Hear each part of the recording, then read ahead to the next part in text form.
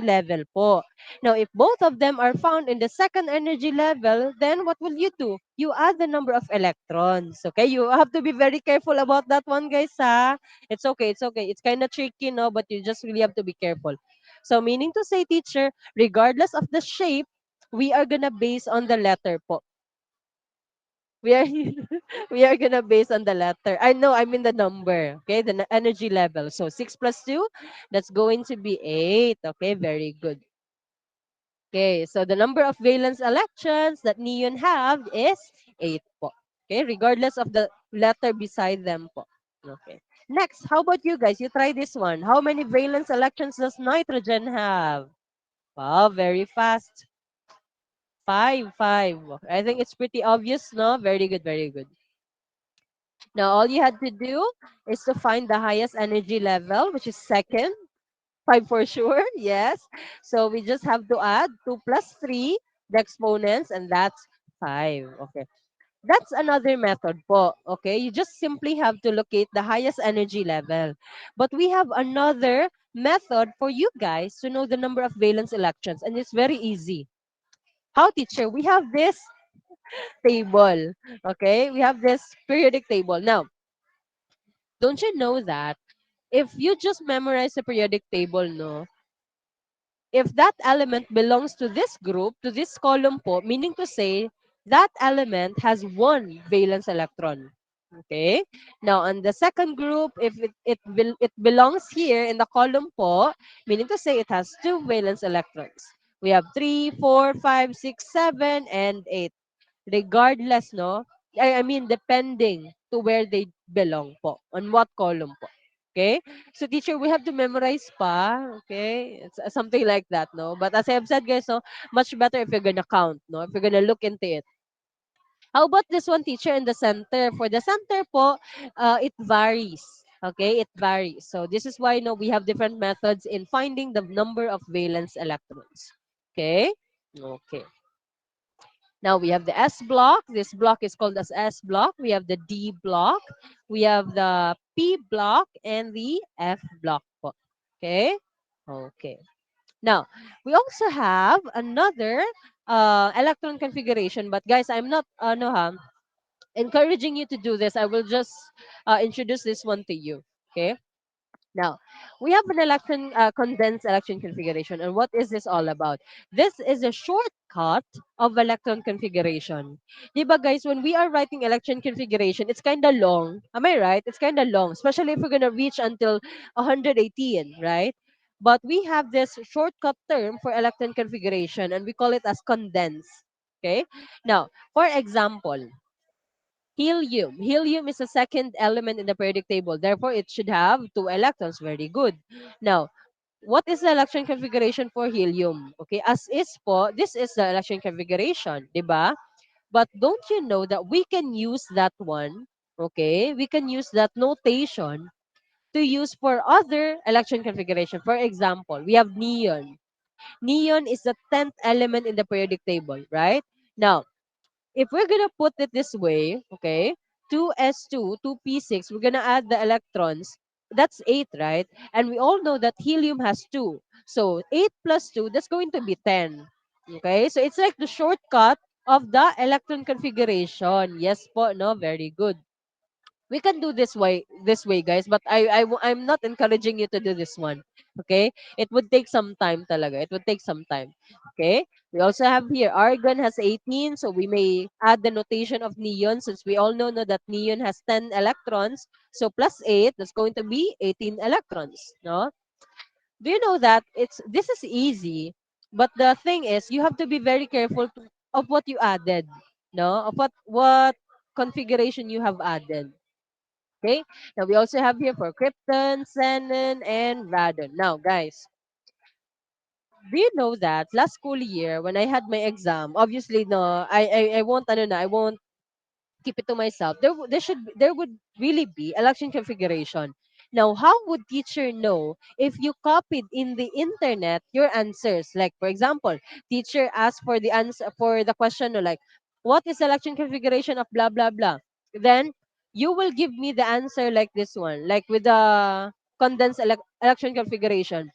I will really know that you copied it in the internet, because most of the answers they would give it like this way. Do you know that Google is kind of tired, guys, of giving the whole electron configuration? So they would make it in the condensed way. Yes, it's like a shortcut po. Okay, which is why teacher talaga will know if you copied from the internet, because Google will not really give the whole, the complete electron configuration of that element. I don't know why they are tired. There might be sites, but some students kasi they copy it this way. Okay? Okay. So as I've said, no, I'm just showing to you guys how it is done. Okay, so questions. Brainly teach. There are a lot pala in Brainly, no? Hoy, we know ba about that one, ha? So, you don't really know, guys. A lot of your teachers uses, I cannot, ano daw? I cannot, I cannot reveal that one. When the teachers kasi are checking, no, sometimes we can detect if you did get it from the internet, something like that, from other sites and so on. Okay? Photo math, di ba? It's like you picture the solution, then it would reveal the answer. Teacher si Marix, ang pro niya mag-brainly. Oh my gosh. Okay. It's okay. Questions, guys, before we proceed po. Questions, everyone? Pataka. No questions? Si Kurt kay esports player para sa photo math. Ang dami niyo namang entry. No questions, everyone? Sige, let's proceed. Okay. For a while. Now, here's the second part of the topic for this afternoon. So, I would just like you to listen to me very well, no? Okay. So, we still have to use the periodic table to predict the chemical behavior of the element. Now, we're going to use the periodic table, okay, and meet the history of it. Now, this is a periodic table, right? And you also have your own. You have it at the back of your cover page of the book, or I think some of you know owns them, okay, owns a chart of them. Now, guys, teacher, during the exam teach, how would we do it? 'Di ba? Like a lot of you questions like you said, we are not required to memorize the periodic table. So I am still planning, guys, know what to do, or teacher will print ba a periodic table for you. Okay, so I'm still planning about it. Okay, but if you do have your own charts po, okay, you may bring it. Okay, like a single paper, after yes, just like that, Mick. No, if you have that one, you may bring that.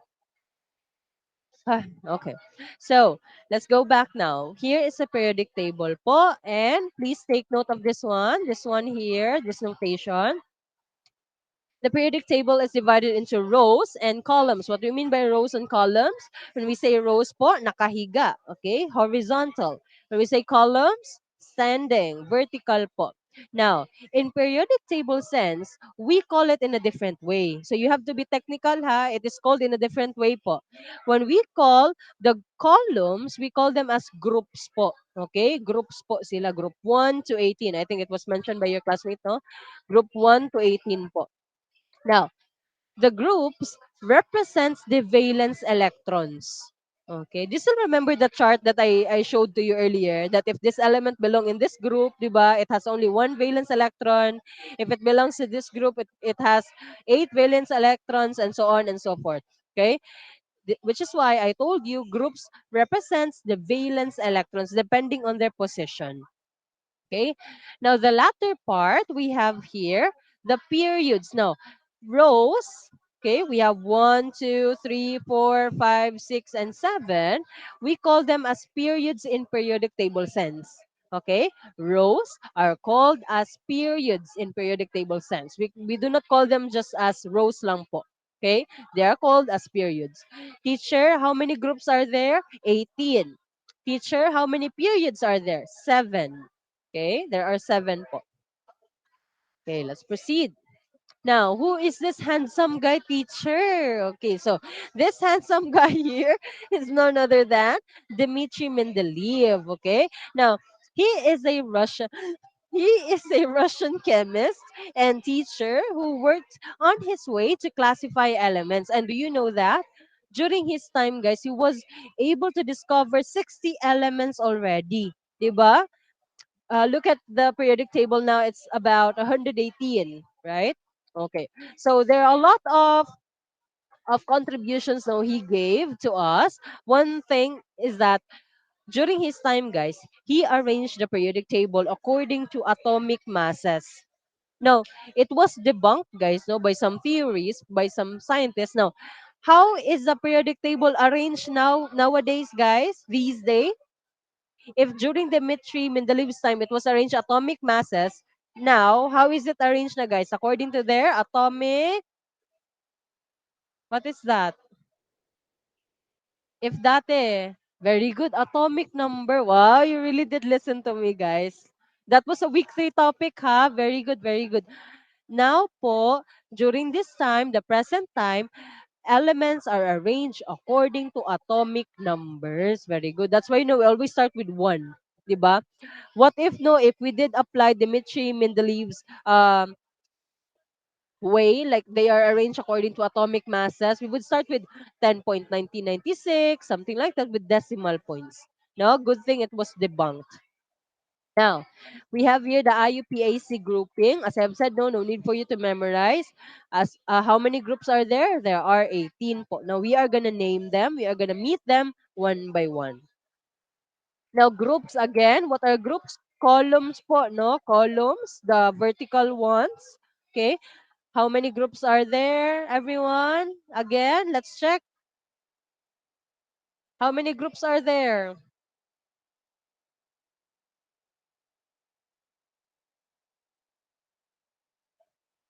Okay, 18 po. Okay, I'm sorry, I just drank water. Okay, 18. Now, periods.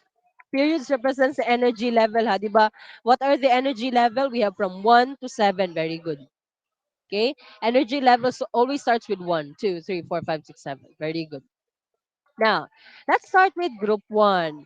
Okay, let's start with group 1, alkali metals. Now, uh, they are found, of course, so on the left part of the periodic table. So, what are included here? We have um, lithium, sodium, potassium, rubidium, cesium, and francium. Okay, so here pala I memorize pa. Okay, so remember, guys, remember po, why are these elements group?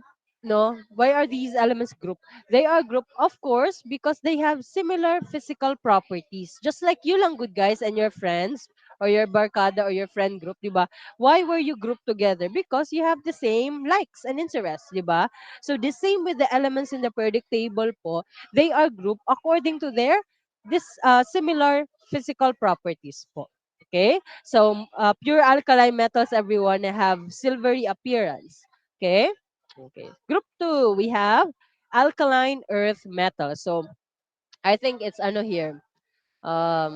Beryllium, magnesium, calcium, yes, strontium, barium, and radium. Okay, I forgot na the other else. Okay, so alkaline earth metals, from the word itself, no, earth metals po, meaning to say, um, how do I say this?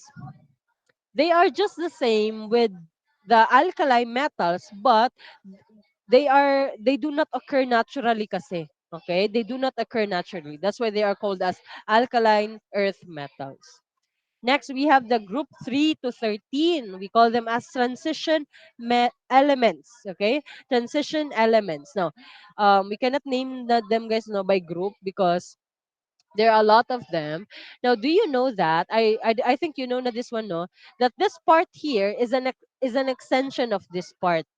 Okay, that is an extension po of the lower part. So that is still under group 3 to 12, rather group 3 to 12 transition elements po. Okay, so there are a lot. Now, the lower part here, we call them as the lanthanide and actinide series. Okay, lanthanide and actinide series. So, as I've said, an extension po. Okay, the two rows of transition elements at the bottom of the periodic table. Now, a segue po, we have the four elements of life. Please remember, guys, this is a basic trivia, no? So I hope you already know this one. When you are being asked, what are the four most abundant elements by mass in the human body? So meaning to say, what are those elements, no, that are very important, excuse me, in our body? So all you have to remember is these four elements. We have carbon, oxygen, hydrogen, and nitrogen. Okay, carbon, oxygen, hydrogen, and nitrogen. The elements of life, the four most abundant elements in the human body. Next, we have group 3 to 16. Now, for group 3 to 16, what are those, teacher? We have here the boron group. Okay, we call them as the boron group po. I cannot see my slide. Okay, there. Boron group. Yes, boron to silver. Next, we have germanium. I know, group 14 is called as the carbon group pala. Okay, carbon group po. Now, carbon here is a non-metal. Okay, and the remaining elements in this group are metals po. Okay, next, group 15, we have the nitrogen group po. Okay, so here, we have two metalloids po. We have arsenic and antimony. Arsenic, yes, arsenic and antimony po. Now, these two elements form many compounds with other elements as oxygen. Next, we have group 16. We have the oxygen group po. Okay, oxygen group. Okay. So sulfur and selenium here are solids. No, then tellurium is the only metalloid in the group. Then we have group 17, we have halogens. Now, what are halogens, teacher? Why are they named as halogens? Because halogens refers to an element that can react with a metal and they can form salt. Okay? So we do have a lot po. Okay? We have fluorine, chlorine, bromine, iodine, and so on and so forth. Yes, the fluorine family. And lastly, we have the noble gases, the group 18. Now, don't you know that, guys? Noble gases were discovered late. No, that's why they were added at the last part of the periodic table. Okay, at the last part na po sila. Yes, helium is the leader. Very good. Okay?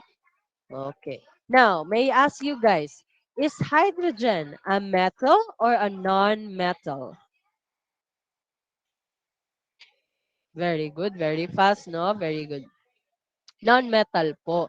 Okay? So, like some non-metals, everyone, hydrogen is a gas at room temperature. However, it also has some properties, no, similar to those of group 1, alkali metals. Okay?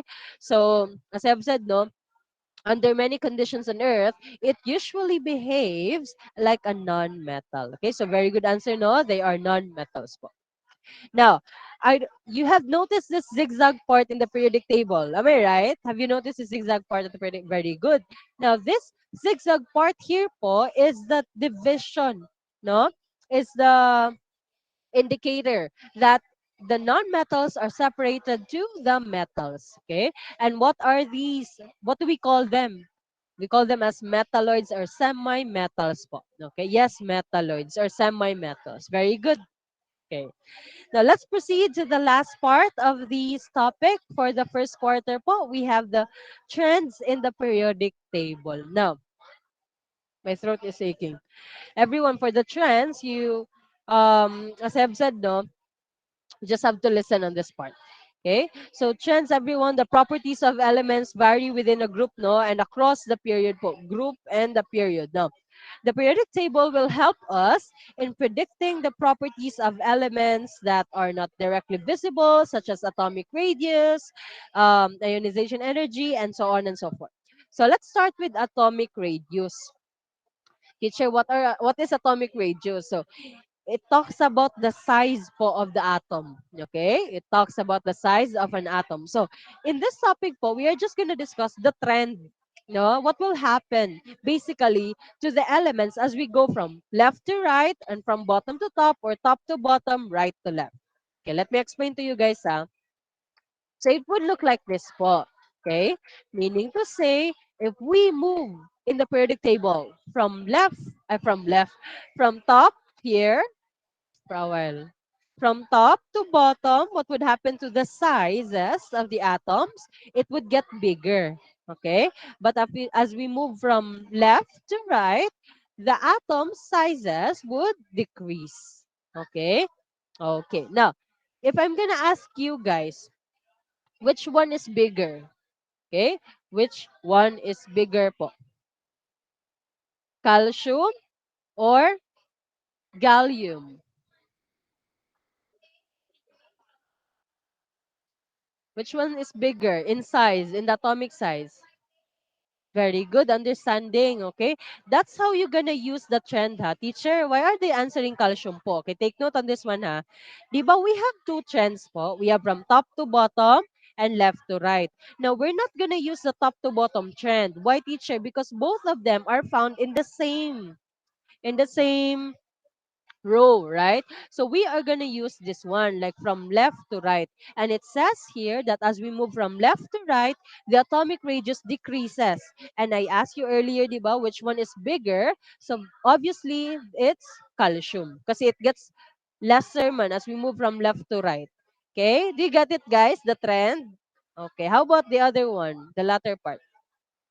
Which one has what happened to my voice? Which one has a smaller in size? Okay.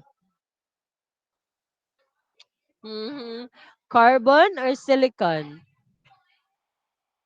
Why are you answering HE? Carbon or silicon?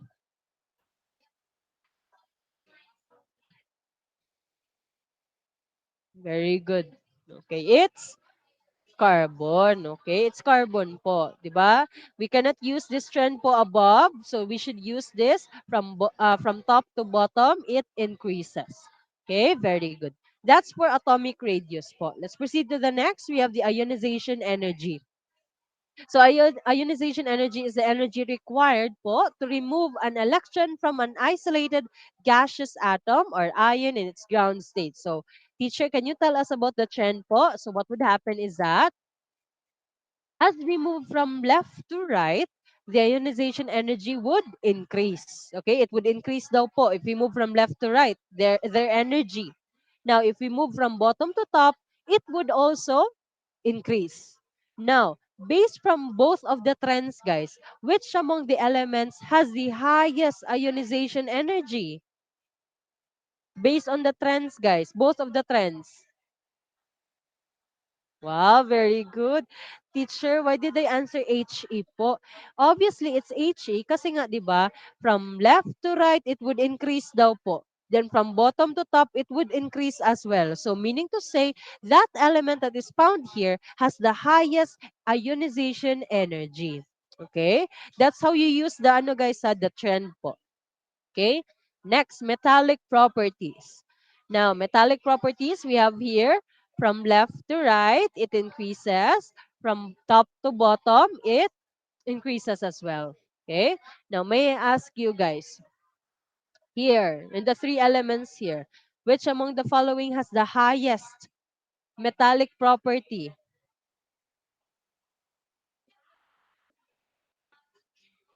Highest Hoy, you watch carefully.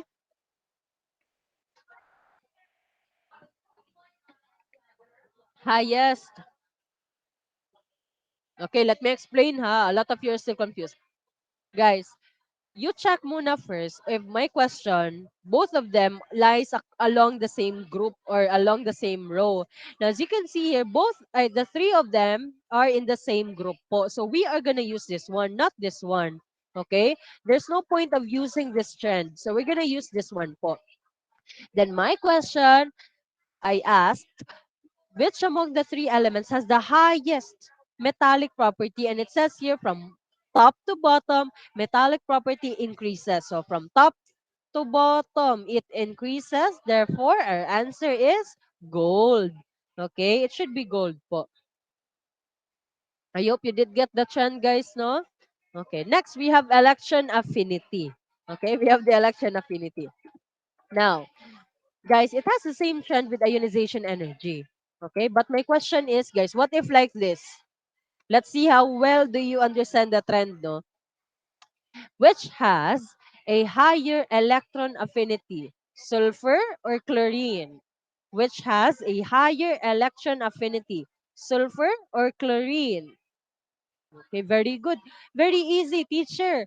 It's chlorine po kasi we use this trend po, not this one because they are on the same level po kasi if we're gonna use this one. So it goes higher if we do here. So sino yung mas malapit sa helium? We're gonna choose chlorine. Okay? That's how you use the trends, everyone, ha? Okay, very good. Last, electronegativity.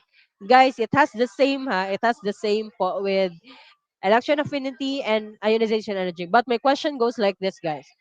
Which has a higher electron negativity? Fluorine or argon? You analyze, ha? Analyze po. Fluorine or argon? Wala, you have different answers. Sige. Hmm. Sure ba yan? Did you use both trends, guys? Chinek niyo ba ang both trends? Really? Is that your final answer?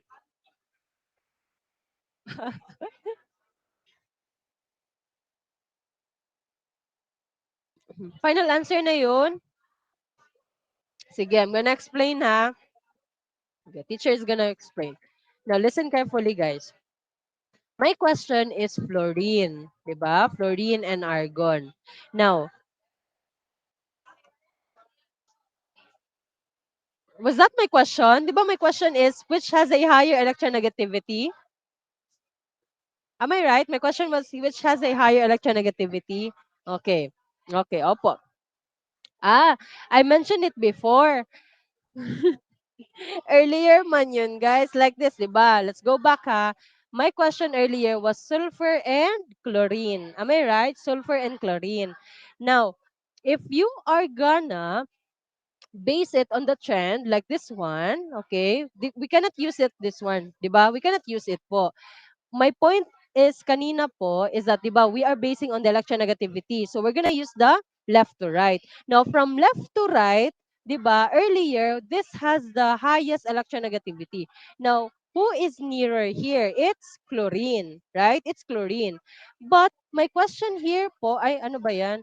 But my question here po is fluorine and argon, right? Fluorine and argon.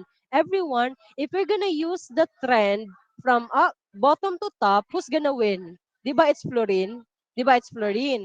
But if we are gonna ask everyone who's nearer po from left to right on this trend, 'di ba it goes higher?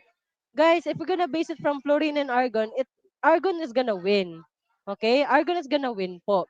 Okay? Earlier, what did I say? 'Di ba yung mas malapit sa kay helium kasi yung trend lang natin kanina is from left to right. But this one, argon could also win. So meaning to say, both of them have the same level of electronegativity. Yung sinabi ko kanina po, 'di ba, that is nearer than helium because we only have one trend to base. So we are gonna base which one is nearer. But for this one, both trends works po. Okay? Do you get it now or you're still confused? Okay, okay. Opo. Sige, very good. Okay. Kasi guys, why teacher? You will know guys know that you are gonna use both of the trend if both of the elements are not on the same group or row. Okay? You will notice it talaga that you will use both of the trends left or right, top to bottom, bottom to top, or right to left. Okay? Okay, sige. Any question, everyone? Question? Teacher, will this be part of the exam? You don't have that one kind of question, guys. You don't have that kind of question. Will this be part of the exam? As I have said, no, guys, all in the exam will be application po talaga. So you really have to study well, no, in the electron configuration, the arrow ups, arrow down, how to write. Very good. Done po with the workbook. None po. Very good. Now, my assessment for this week po is a workbook activity. So, teacher, what if it won't fit in my book po? As I've said, guys, no, I've got no issues talaga wherever you want to answer. Excuse me, okay? Just make sure you will submit your answers, and that's fine with me. Okay? Now, another one. For those who weren't able to answer the written quiz po in science, um, yeah, sure. Sure, I would accept that. Okay? No worries talaga, guys. As long as you answer, guys, you give teacher the answer, and I'm okay with that. Okay? Now, for those who weren't able to answer the written quiz po, last week, Friday, teacher will have a special written quiz tomorrow at at 9:30. Okay, so I will be sending the link to you guys now for those who weren't able, and teacher will assist you with that one. Any question, everyone? No questions kayo? 9:30 a.m. rather. Raf, 9:30 a.m. Okay, thank you so much for assisting me. Okay, none po. Wow. Okay. Now everyone, I think Teacher Juby was able to said it to you na no that guys by this week no I hope you are already done with your assessments including the IRR and the performance task. May I ask you guys no, let's do percentages guys with your assessments ha. How many percent ka na sa lacking assessments mo? 100% if you're done with everything. Sige, let's see. 98%, 70%. Whoa, 100. 100? Really? 90, very honest, no? 100? 75, it's okay. 70, it's okay. 99%, 80%. Okay. It's okay, everyone. Okay, 95. No missing, just the new assignment. Oh, that's nice. Okay, 80, 90, around 60 to 80. It's okay. It's okay. Now, everyone, make sure that you are already working on them. Remember, your moderator would be messaging your parents about them. Okay, to ask for assistance. Po. Okay. Now, for those who weren't able to join the Grace test naman, there would be a new schedule for that one. And just wait lang guys no for that because it will be announced to you as well. Any questions about the foundation week? No questions? No? None? Really? Okay. Yes, Raf, what is it? Yes, Raf.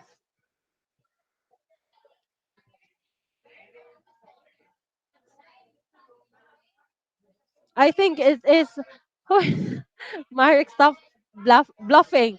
Uh, you will go on 27. Diba 27 ba guys? Am I right? It's 27, right? Okay. 27 po. Now, everyone, for those who are under checkers ha, yes, checkers po, I will be meeting you anytime this week po, okay? To meet you guys and inform you know about the game. And I think it's not just about the checkers, even the ano din po, other players of the game, okay? And guys, I don't know if Teacher Juby have mentioned this one, but do you know that there might be tug of war? Do you know that? Tug of war? Do you know that? Di ba? Okay? So just wait lang guys. So we'll wait for the how do I say this? Mechanics because there will be a weigh-in kasi. Okay, what do you mean by weigh-in, teacher? Weighing in means like, 'di ba, the other opponent should have like a total of 200 kilograms. Okay, this something. The other team should 200 kilograms, 'di ba? So we should total kasi the number of kilograms, 'di ba? It would be unfair kasi to your opponent. Yes, it was the main intrams game. What was that? Is there a 3-on-3 basketball? Okay, about that one, there should be sana, no? 3-on-3 basketball. But sad to say, it was this lag. Ano ba yun? Hindi pa nga ako natapos. It is discarded, boys. I'm sorry. Yes, it's discarded. I'm really sorry about that one. Why? Cry na kami. Patingin nga ng iyak. Okay. Now, everyone, it's discarded kasi it's not feasible, 'di ba? When it comes to I don't know if 'di ba ako kasi I am playing basketball kasi no. Do you know that in basketball there's a round robin kasi and it's not feasible kasi. No, it's not feasible. Meaning to say we cannot accommodate the whole time. Remember intrams would start at noon, then it would end at 4. Then simultaneous po yung mga games. Okay? So, yeah, better luck next time, boys. We can still have it. You can still have it next school year. Kayo pala.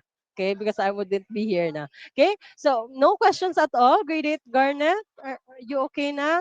Sige. I'm gonna leave you, teach you know. Yes, I do have a lot of, I don't know, friends or learners named Kisha. If you don't have any question, yes, I do have. You may leave now and eat your lunch. Bye, everyone. If you have questions, you may stay. Bye. Thank you.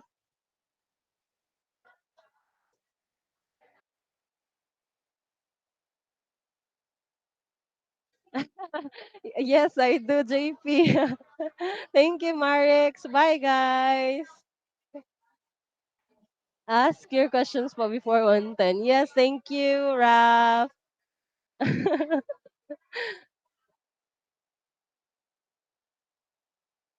Thank you, Raf. Thank you, John Paul.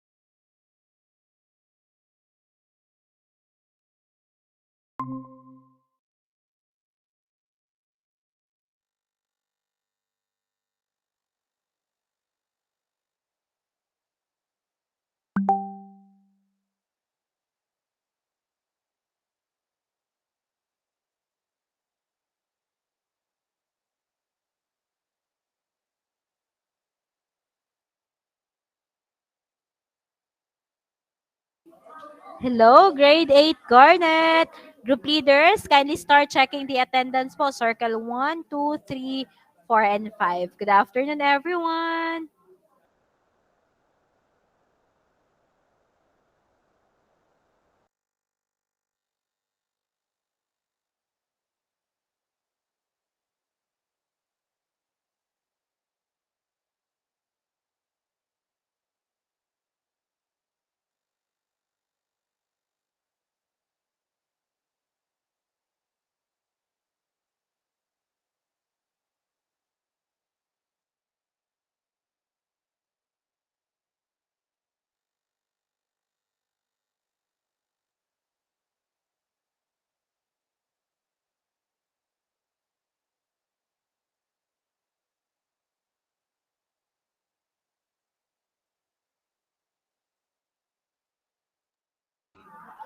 Okay, hello everyone. Good afternoon. Good afternoon. Sorry for that one, no?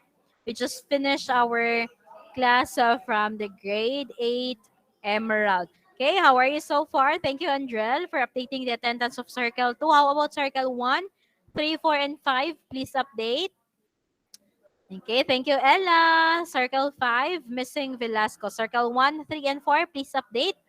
Okay, let's start. Are you ready? So again, everyone, welcome to our mathematics class po.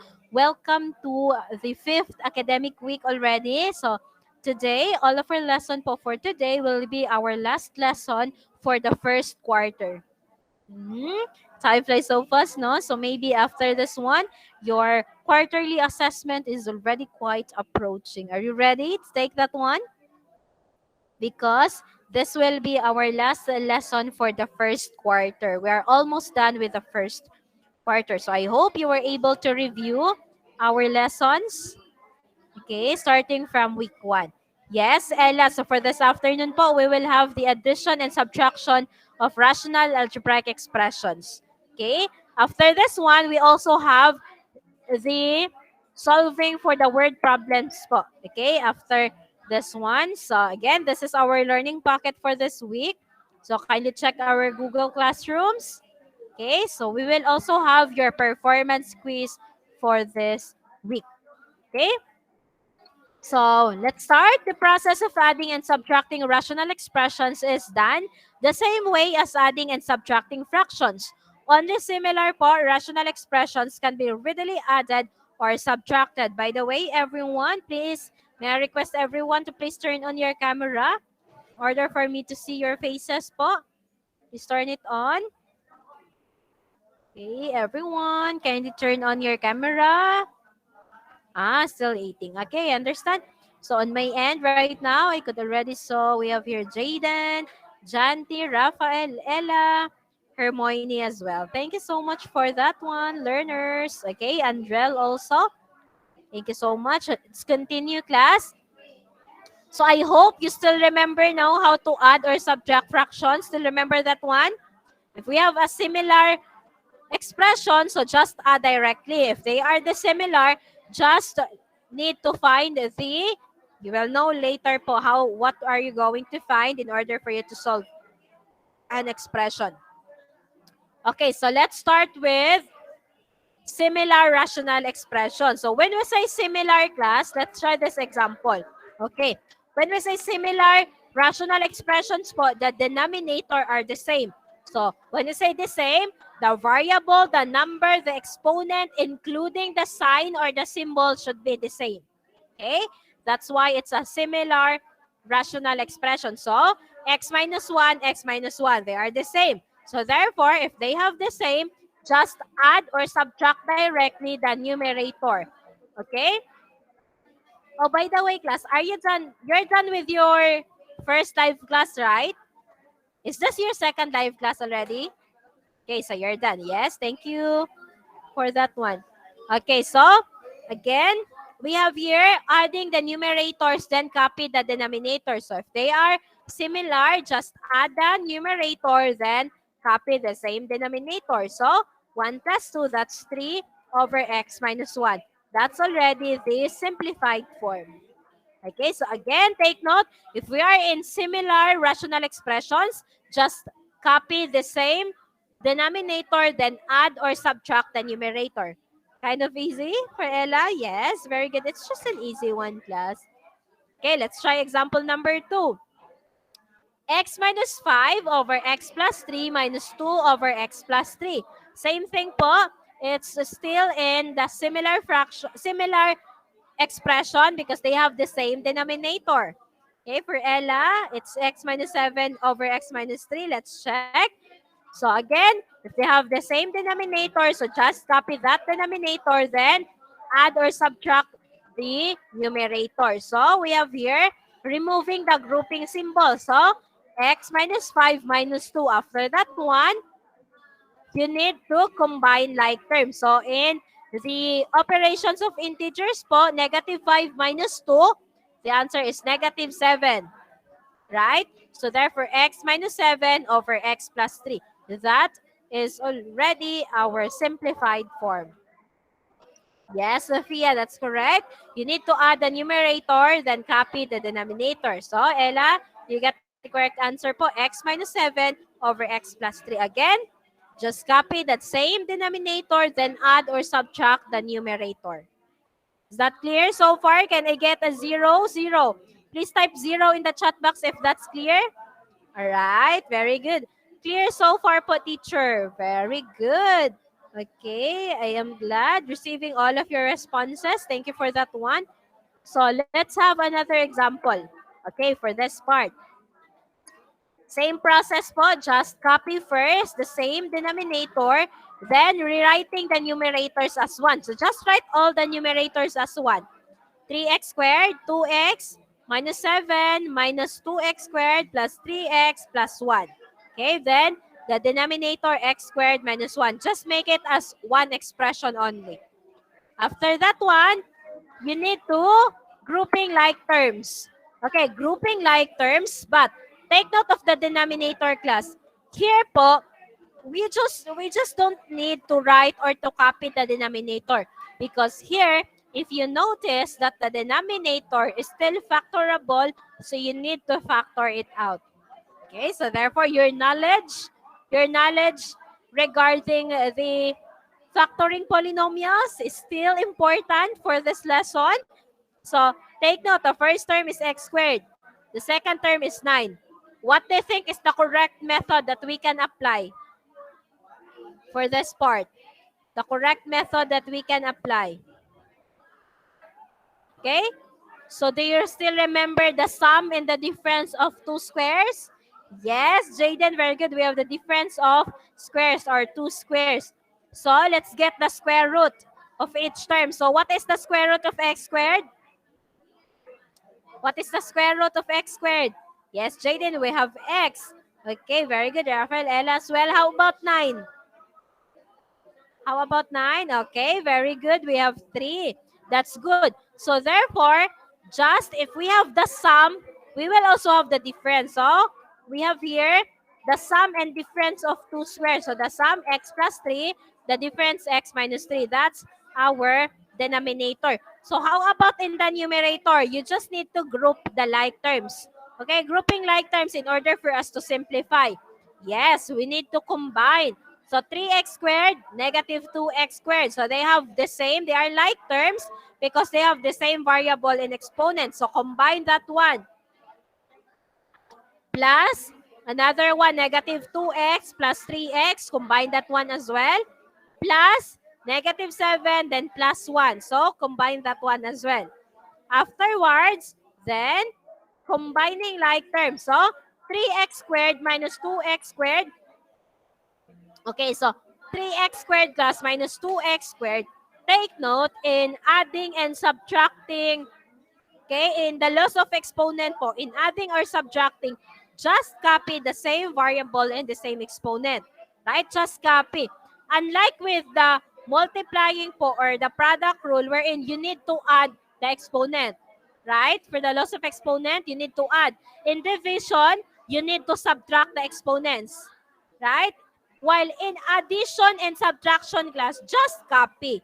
No need for you to add or subtract the exponent. Just copy po. Just make sure that they have the same variable and the same exponent. Okay, so that's why 3 minus 2, that's 1. Then just copy x squared because again, if the coefficient is only 1, no need for us to write 1. Okay, just write po the remaining variable. Let's move on to the second group, negative 2x plus 3x. So again, yes, Ella, very good. So positive 3 because if we will subtract, that's positive x. Okay, so next, negative 7 plus 1.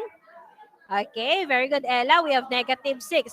So try to review the operations of integers or operations on integers po. So if we're going to add two numbers having different sign, you need to proceed to subtraction, then copy the sign of the number having a larger absolute value. 7 is larger than 1 and 7 is negative.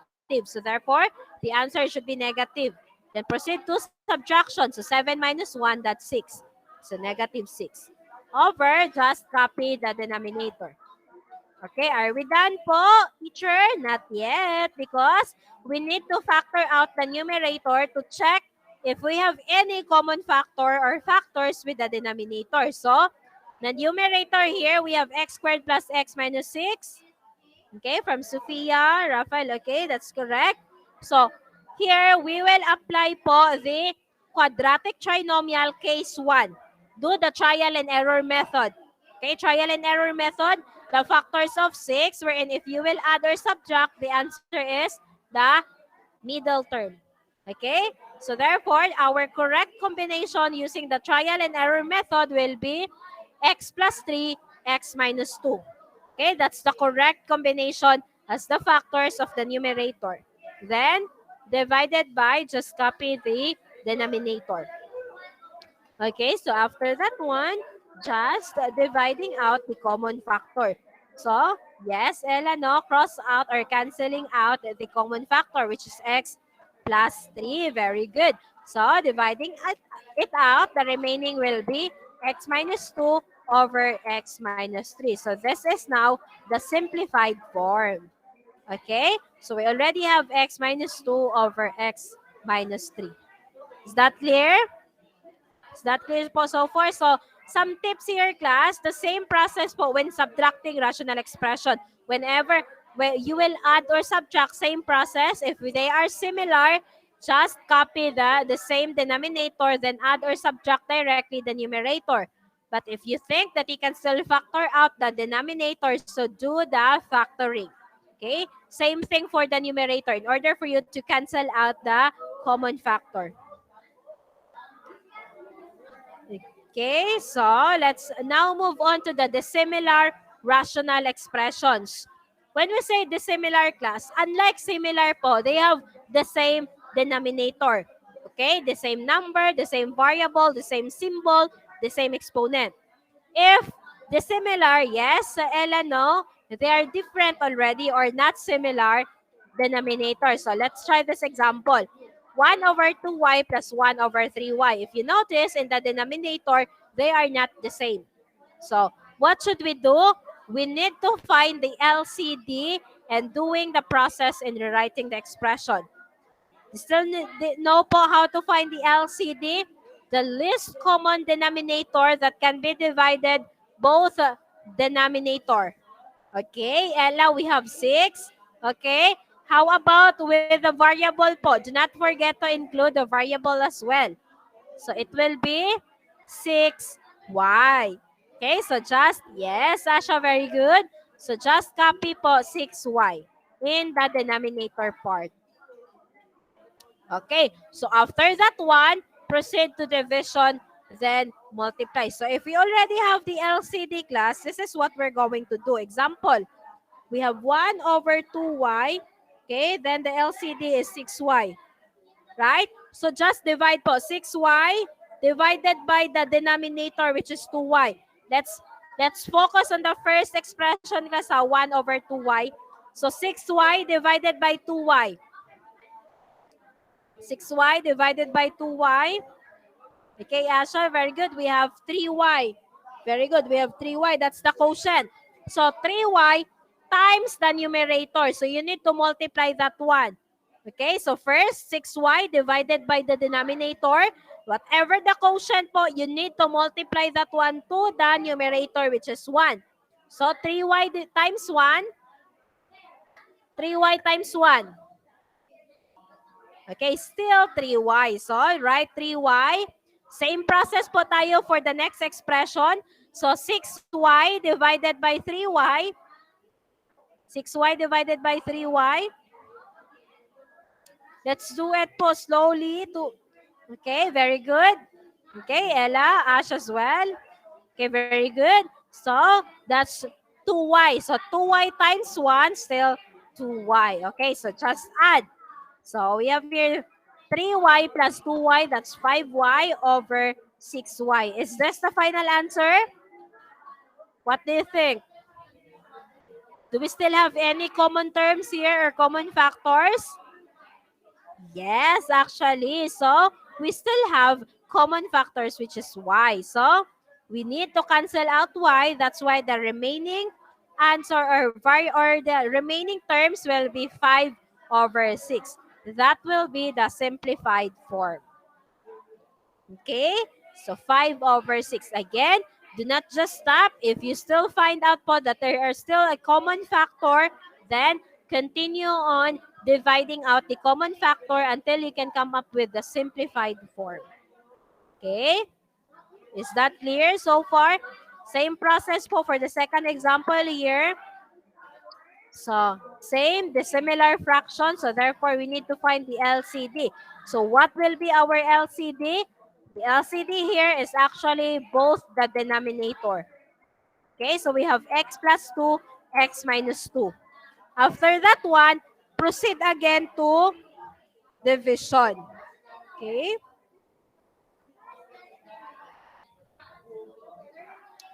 Okay, so we have here, let's try to divide class. Okay, our LCD is x plus 2, x minus 2. So let's try to divide with the first expression po. So divide it by the denominator x plus 2. So x plus 2. If you notice, they are the same, okay? Common terms, x plus 2, x plus 2. So the remaining is just x minus 2 times the numerator here po on the first expression, which is x. So therefore, we will have x times x minus 2. Okay, same process for the second expression. Just divide x plus 2 times x minus 2 divided by x minus 2. So cancel out x minus 2. The remaining is x plus 2 times x. So we will have x times x plus 2. Okay, is that clear? So after that one, writing the numerators as 1. So just copy po the numerators and the same denominator in order for us to have just one expression. So x times x minus 2 minus x times x plus 2.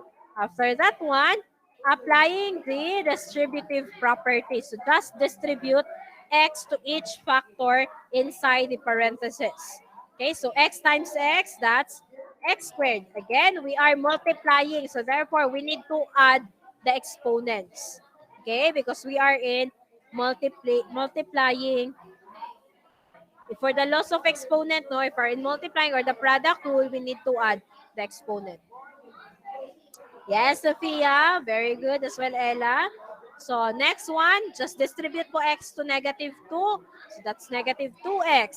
So, let's move on to the second expression. Negative x times x, that's negative x squared. Negative x times 2, that's negative 2x. So, just copy the same denominator.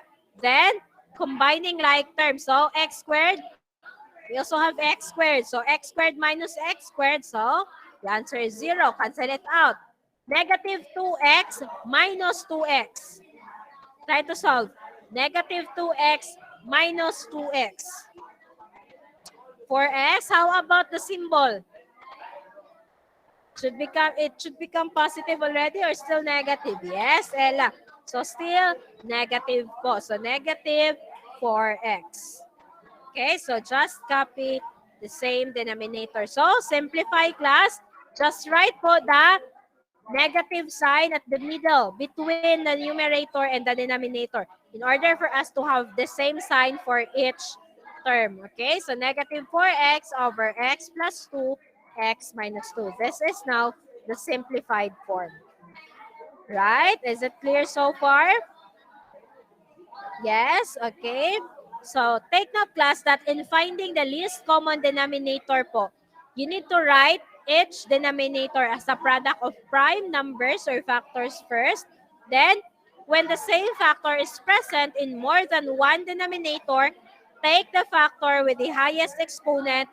Then, the product of these factors will be the LCD.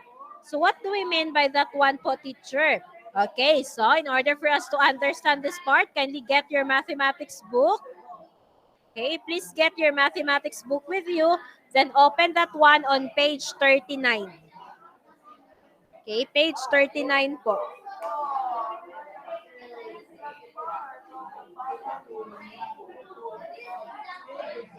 Okay, so on page 39 of your book class, try to look for example 5.2 at the upper part. Okay, example 5.2. Okay, so we have here, find the LCD of 2 over 8x cubed y and 5 over 20x squared y cubed.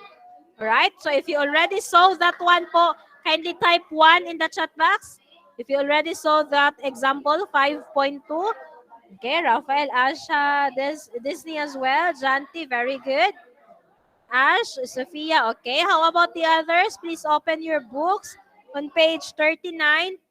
Okay, try to look at example 5.2.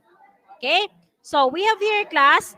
Try to read as well po the explanation at the right side. So first, find the prime factors of the denominator. So we have here the first denominator is 8x cubed y. Second denominator 20x squared y cubed. Okay. So you need to find the prime factors of the denominator. So for the first denominator po, the prime factors are 2 cubed. Why 2 cubed? Because 2 times 2 times 2, the answer is 8. Okay? So we could also divide 2 po to the second denominator, which is 20. So let's just use 2. 2 times 2 times 2, that's 8. That's why we have 2 cubed times for the variable x, that's x cubed times y. Okay? How about for the second denominator? We use still 2. The base is 2. So 2 squared. 2 times 2, that's 4. Times 5. If you notice, we still have 5 at the last part po. So times 5, that's 20. So therefore, we have 20. Times for the value of x, x squared. For the y, we have y cubed. Take note po, you need to align factors with the same base. Okay, same base. After that one, get the factors of each denominator with the greatest power and multiply them. That is what we mean here po on our slides. Take the factor with the highest exponent. Okay, so if you notice, we have here 2 cubed, 2 squared. So, 2 cubed and squared. The highest exponent is 3, right? That's why we use or we choose 2 cubed. Okay, just copy 5 at the last part. So, x cubed, for the x po, we have x cubed and x squared. The highest exponent is 3. That's why we copy x cubed. Okay, because the highest exponent is 3. So, x cubed. For y, still po also the same. The highest exponent is 3. So, y cubed. Therefore, we choose y cubed. So, let's combine 2 times 2 times 2 because 2 cubed. 2 times 2 times 2, that's 8 times 5. 5 po at the last part. That's why we have 40. Okay, we have 40. Yes, very good, Ash. So after that one, just copy the variables and the exponent x cubed and y cubed.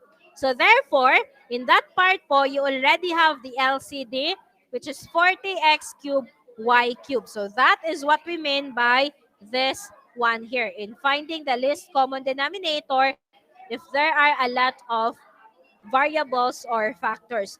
So again, because you already know po how, or because you already have the LCD in that part or in that example 5.2, so I think you can already solve that one. So try to solve it whenever you have your free time with you, maybe tomorrow because you have your asynchronous time. So try to solve that one using that LCD. Again, if you wanted me to check your work, so please do message me in Google Chat. Okay, so is that clear so far? You may also try to answer as well.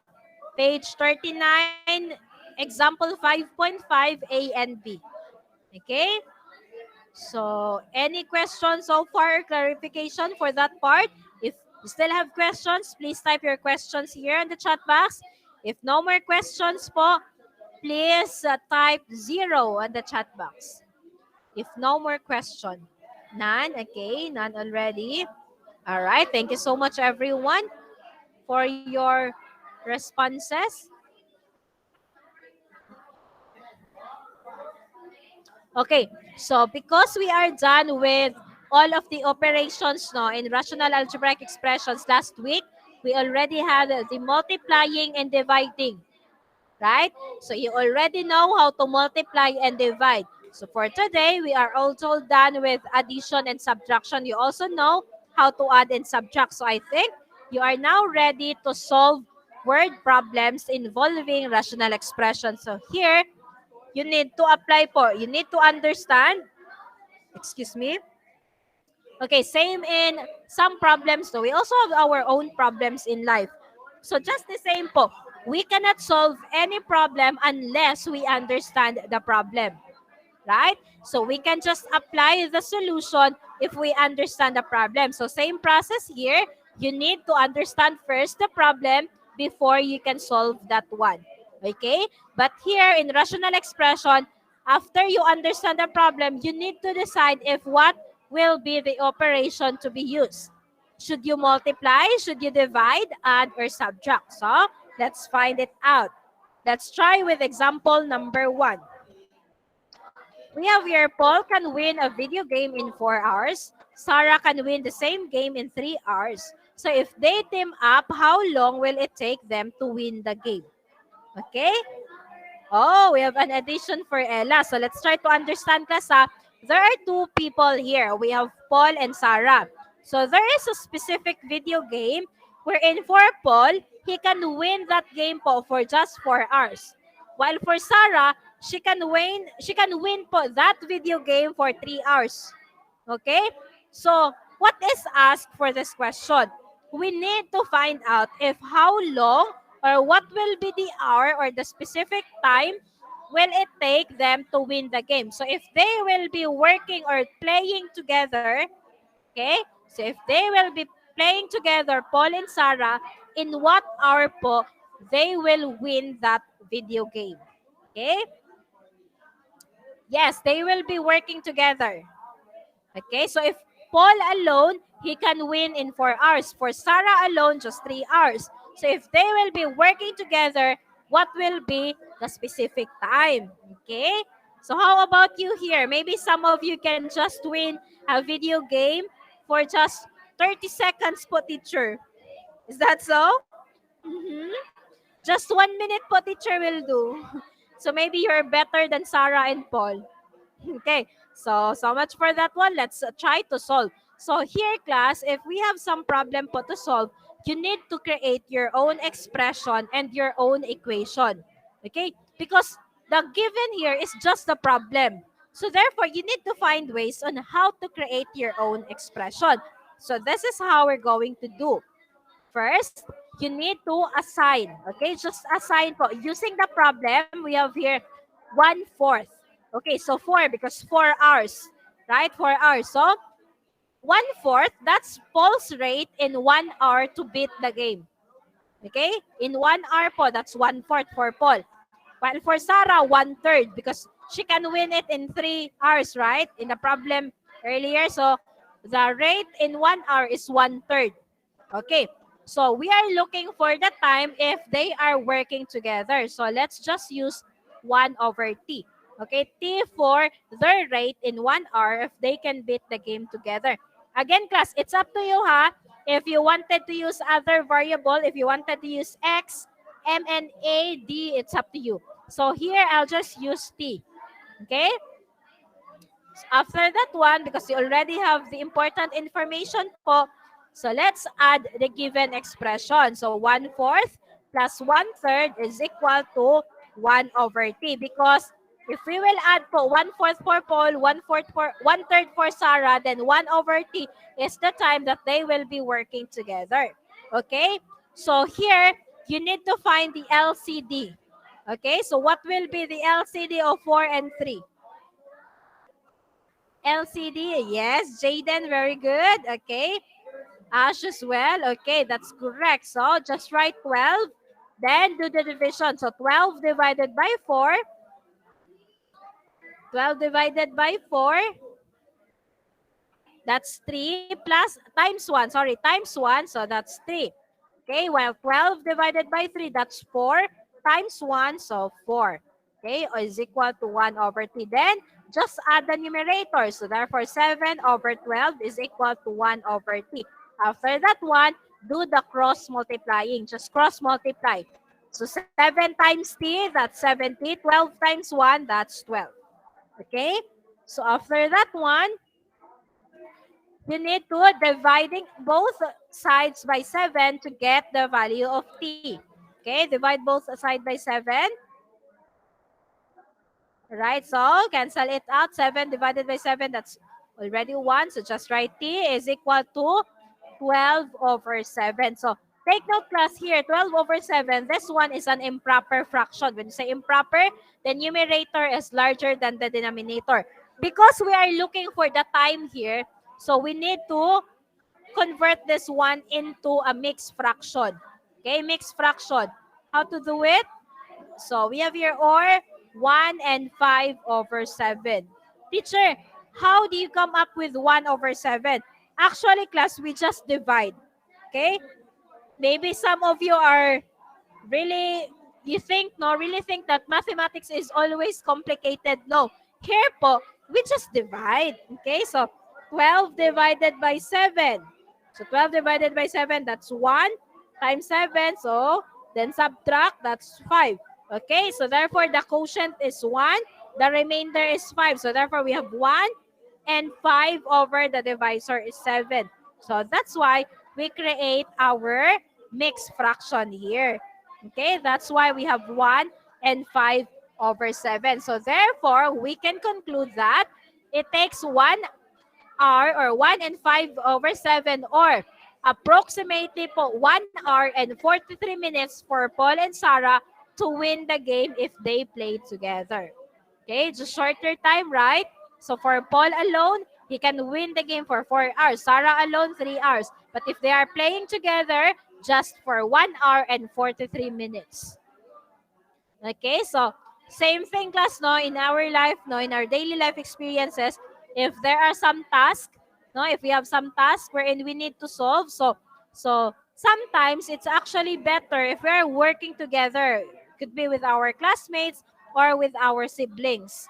Now, if they're working together, we can finish the task earlier. But this is also not applicable all of the time because sometimes as well, no, some of you are fond on working alone. So maybe some of you are just easier for you to finish the task if you are really working alone. Okay? But also some of you are able to work with friends as well. So you can finish a task if you are working with your classmates or your friends. Okay? Same thing here. Okay, is it clear so far for this part? Okay, thank you for the thumbs up. All right, so let's try another example. Example number 2. Find the area of the rectangle if the width is x minus 1 over 6 centimeter and the length is x squared minus 4 over x squared minus 5x plus 4 centimeter. So, same thing class in the geometry, no? What is our formula in solving the length of a rectangle? What is the formula in solving the length? Oh, very good, Jaden. So we have length times width. Yes, Ella. So same thing here. It's just that it's in a rational expression. So therefore, you need to solve a lot of terms. But same process po. So just multiply. Okay? So multiply. So therefore, you need your knowledge in multiplying rational algebraic expressions here. Okay, still remember, just multiply directly numerator times numerator, denominator times denominator. After that one, if you think that it can still factorable po or you can still factor it out, so just find the factors. Okay? Excuse me. So we have here, again, multiplying the numerators and the denominators. So x squared minus 4, x minus 1 over the denominators, x squared minus 5x plus 4 and 6. After that one, you need to factor out numerators and denominators. So first, x squared minus 4, we can apply the sum and difference of two squares. So the factors will be x plus 2 and x minus 2. Okay, that's the factors of x squared minus 4. How about x minus 1? That it's already in the simplest form. So just copy that one. Then over, so x squared minus 5x plus 4, we can apply the quadratic trinomial case 1 doing the trial and error method. So the correct combination will be x minus 4, x minus 1. Then just copy 6. Okay? After that one, dividing out common factor which is x minus 1. So dividing out x minus 1, then copy po the remaining terms which are x minus 2, x plus 2 in the numerator, denominator, x minus 4 and 6. So this one class, this is actually the simplified form. But because we are in the word problem, so let's make it back into the original one po. So multiplying the remaining factors. Let's just multiply. So the final answer will be multiply x minus 4x plus 2, that's x squared minus 4, over distribute 6, so 6 times x, that's 6x. 6 minus 4, that's equal to negative 24. So, therefore, the area of a rectangle is x squared minus 4 over 6x minus 24 centimeters squared. Okay, very good. Ella and Asha. So for this problem class, the length and the width are given. So therefore, we just need to multiply using the formula length times width. How about if in the problem po, the given are the area already and the length. Okay, the given are the area and the length. Then we need to find the width. Yes, Jaden. Okay, Rafael as well. So we need to divide. Very good for that one. So again, if the given is the area and also the length, so divide it out. So area divided by the length, the result will be the width. Very good. Thank you for that one. So another example here, we also have here. Okay, so working alone. Okay, working alone po, Carl can harvest a field in 4 hours. One day, his friend Mark helps him and it only takes 2.4 hours for them to finish the task. How long would it take for Mark to do it alone? So unlike for the first example class, no, that the time for each person was given. So the goal for the first example is to find the time if they are working together. Here as well, the time for Carl is given, which is 4 hours, and also the time if Carl and Mark are working together. Okay, that's 2.4 hours. So here naman, our goal or our task is to find how long would it take for Mark to do it alone if only Mark will do the work alone. So what will be that time for Mark? So again, you need to create your own expressions. In 1 hour, Carl, we have 1/4. Okay, that's his rate. For Mark, let's just put X as for Mark. It's up to you, class. If you wanted to use maybe M because we have Mark, so you can also use that variable. Okay, then 1/4 plus 1x is equal to 1 over 2.4 because if they are working together, the time is 2.4 only. Okay, so that's the amount of the job completed in 1 hour. So afterwards, just find the LCD po of 4 and x. So that's 4x divided by, so 4x divided by 4, that's x times 1, so x. 4x divided by x, that's 4, okay, times 1, so plus 4 is equal to 1 over 2.4. So, next, cross multiplying po tayo, cross multiply. So, that's 2.4 times x plus 1 and is equal to 4x. Then, multiplying the left side using the distributive property of multiplication. So, that just distribute 2.4. That's 2.4x and 9.6. That's equal to 4x. After that one, adding both side by negative 2.4x. Okay, using the addition property of equality. I hope you still remember the addition property of equality. Okay, so that in the right side po of the expression, okay, so that we can cancel out the 2.4x in the left side. So therefore, the remaining is 9.6. 9.6 is equal to 4x plus negative 2.4x. Okay? Yes. While in the right side, just says the same for Ella. Very good, Ella. So, subtracting like terms, class. Subtract the like terms. You have here 9.6 is equal to 4x minus 2.4x. That's why we have 1.6x. So, again, we need to divide both side by 1.6 in order for us to get the value of x. So, x is equal to 6. Very good. So, it takes 6 hours. For Carl alone will finish the task for 4 hours. For Mark alone, 6 hours. If they are working together, just 2.4 hours. Okay? I hope that's clear. So please, this is your assignment po. Try to study as well po. Example number 4, try to study and to understand that one. Okay? So, Any questions so far or clarifications? Any questions, clarifications for this part? Da- done po with a Peking journal. Oh, done already for Ella. Wow. How it become 9.6? So, just distribute po. 2.4 distributed to the each value inside the parenthesis. That's why we have 9.6.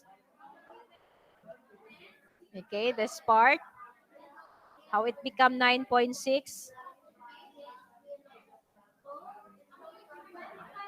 Okay, this one po, Ash. Okay, so 2.4 times x. So just distribute 2.4x.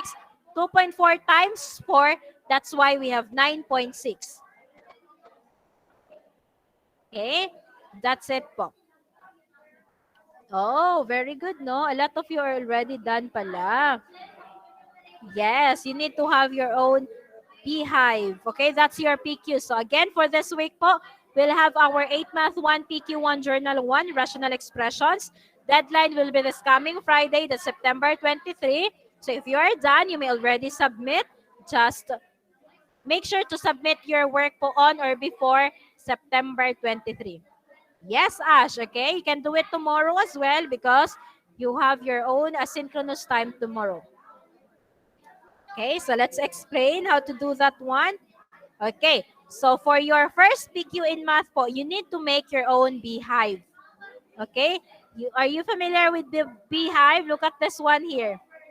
Teacher, can we ask help po from the bees? If you can. Okay, so if you try to look closely, class, beehive. Okay, so if you will try to look closely to the beehive, what do you think is the polygon that you can see here? What is that polygon? Yes, hexagons. Okay, very good, no? So, if you just try to look closely in the beehive class, there are small pieces of hexagons. Okay, that's actually great, no? How do the bees created that one? Okay, so a lot of hexagons. Okay, there are a lot of hexagons created.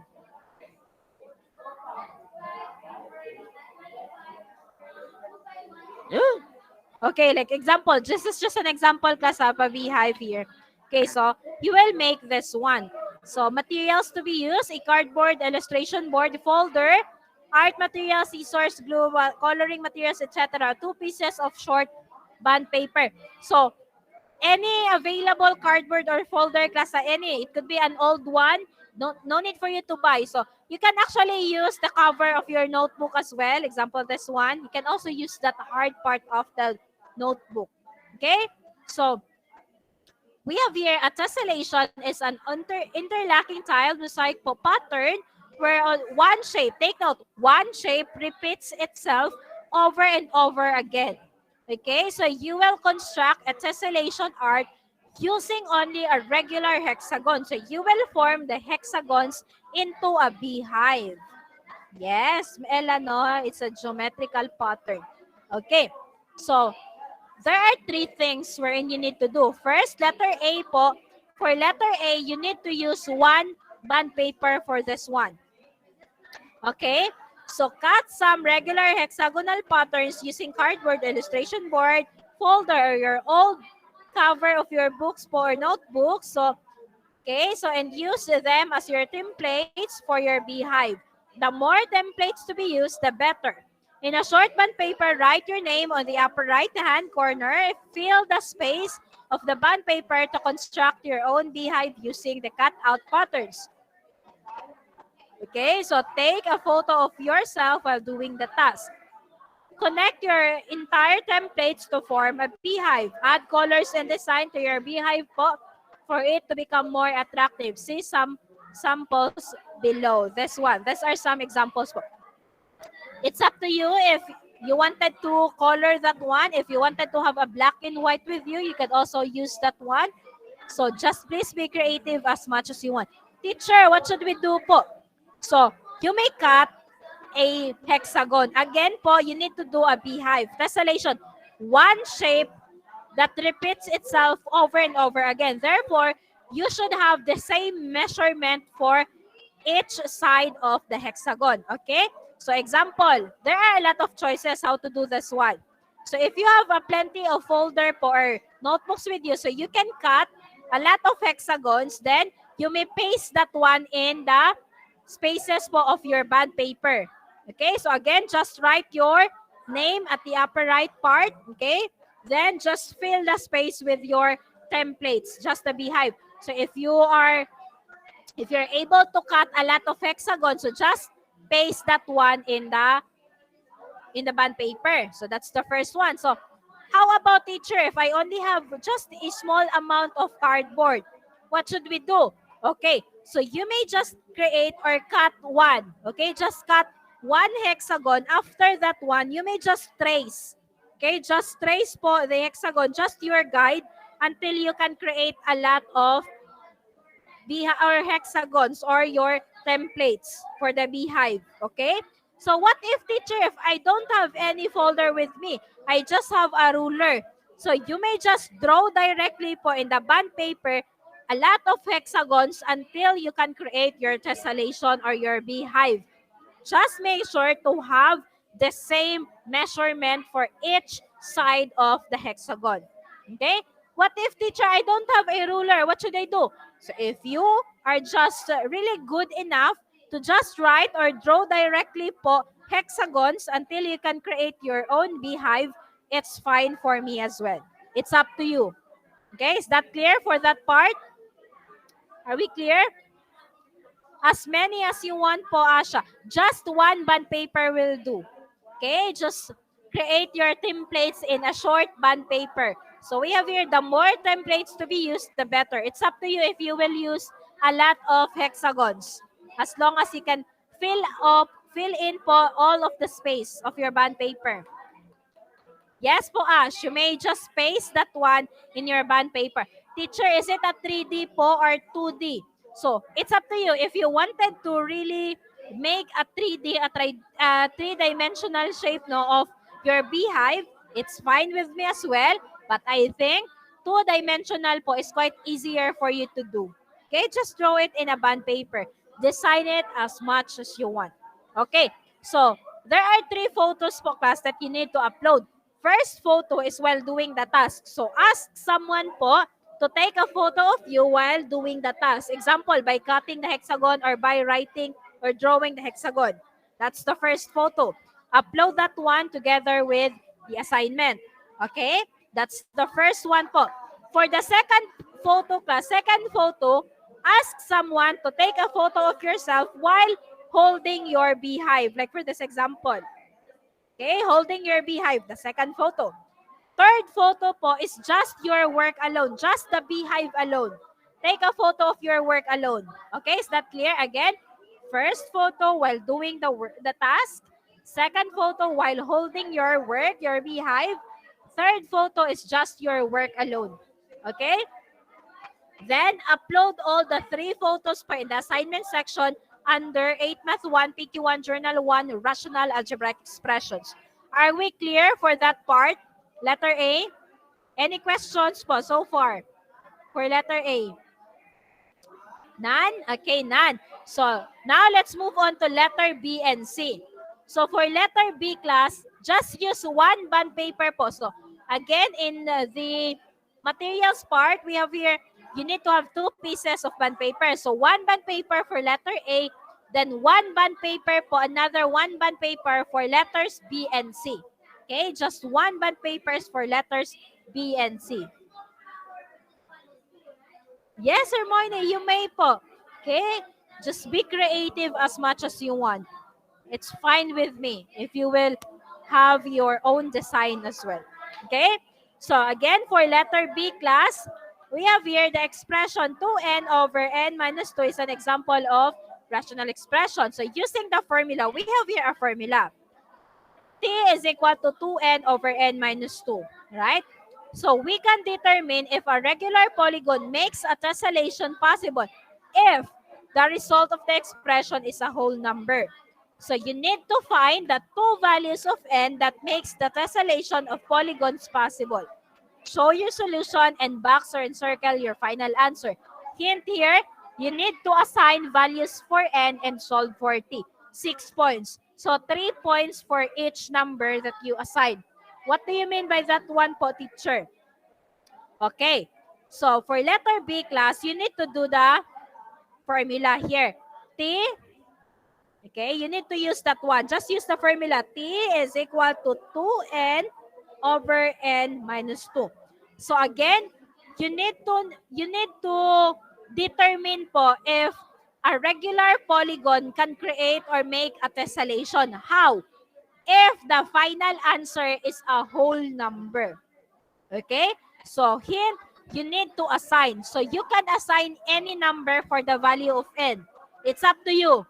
Just any two numbers po. So example, for me, my first number is, so I'll assign 3. Okay? So n is equal to 3. I just wanted to assign 3 for the value of n. So it's up to you, class, ha? It's up to you what will be the numbers that you were assigned to n. So for me, I'll assign 3. That's the first one. So I'll just solve the formula po. Just substitute the value of n, which is 3. So t is equal to 2 times value of n is 3 over n. So that's 3 minus 2. So solve. 2 times 3, that's 6. 3 minus 2, that's 1. So 6 divided by 1, the answer is just 6. So look at the final answer. It's a whole number. So therefore, if a regular polygon has three sides po, so it can still create a tessellation. Okay? So what is the tessellation? 3 sides. So we have triangles, right? We have triangles. So it can create a tessellation. So that's the first number that I assign. So again, you need to have two numbers. Okay? So I already have 3. How about next number po? N is equal to 50. How about if I use 50? Okay? Then do again the formula, the solution. So, because I already tried number 3 class as the value of n, so you are not allowed anymore to use 3. Take note, you are not allowed anymore to use 3. So, you can have 4, 5, 6, 7, 8, and so on and so forth. You may just know that you got the correct tessellation po or number of sides of a regular polygon only if your final answer is a whole number. Okay? You need to assign two numbers for n. Then if your final answer is a whole number, so you get the correct assigned numbers. Any number will do. Are we clear for letter B? If it's clear, type 2. If you still have some questions, please let me know. Okay, yes po, Rafael, you may po. Okay, very good. Grade 8, Garnet, no? You really understood the instructions. So, letter C, do not forget to answer the journal po. There are 2 questions wherein you need to answer. So, just read that one. So, you may read as well the rubrics and how to, in order for you to know if how we're going to check your work. Again, just one bond paper po for letters B and C. Okay? So, if you still have some questions or clarifications po while doing the task, you may just message me in Google Chat. Okay? I am really willing to help you with that one. Okay? So, you may message me in Google Chat. That's Iris Timoranta, or my email at amoranta@pisdavao.com. Okay? Then, please try to read as well, class, this part po, our pointers for your QA. Factoring polynomials and rational algebraic expressions. All of our lessons po starting from week 1 of this quarter. Okay, are we all good? Is that clear so far? Yes po, okay. Thank you so much for your responses, everyone. Clear. Okay, don't worry, class, ha. If you still have some questions, please do not hesitate to ask me in Google Chat for that one. Okay? So, thank you so much, grade 8 Garnet. Goodbye po. You may now leave. See you again next week. So, kindly have your break already po. Thank you so much. God bless everyone. Bye.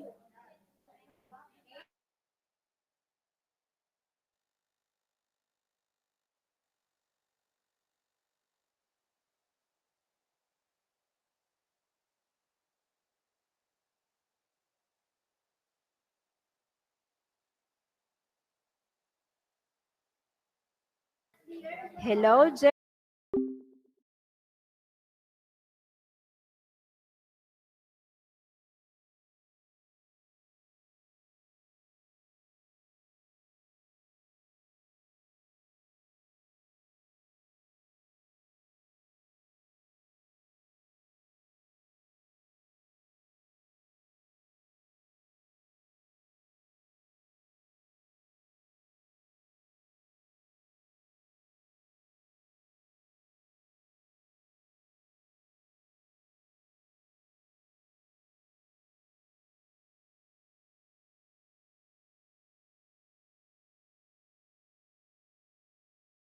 ating talakayan ngayong hapon na ito. Pero bago niyan, ay nais ko po munang tanungin ang lahat kung maayos pa po ba tayo at hindi pa po ba tayo natutulog at meron pa po ba tayong energy para makinig kay Ginong Ivan. Maaari po bang mag-thumbs up for those who turn on their cameras? Okay, maraming salamat po. Parang nag-hesitate na talaga mag-thumbs up, no? Okay, how about for those who didn't able yet to turn on their cameras, can you please type number 1 in the chat box kung kaya pa, lumalaban pa ngayong hapon na ito. Very good, maraming salamat.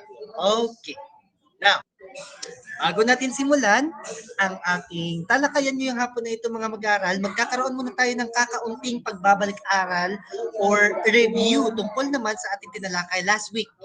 So, sino ang makapagbibigay ng kasagutan dito kapag sinabing ano ang tinalakay ng pagkat-garnet sa araling panlipunan last week? Very good, Sophia. Wow! Ang advance. Let's give birthday clap po kay Sophia. Ito po ay ang tungkol sa Mesopotamia. Very good. Now, very good, Mix. Okay. Bago natin himay-himayin ang ating paksa ngayong hapon na ito, magkakaroon muna tayo ng kakaunting activity. Okay? Kaunting activity po. Meron po tayong Kahoot game. Alam niyo naman yung Kahoot game, right? Tama ba si Ginong Ivan? Okay, very good. So meron pong isi-send si Ginong Ivan na isang link dito sa ating chat box at paki-click po ito para po tayo ay makapasok sa ating laro. Okay, just wait po for a while ha. Okay.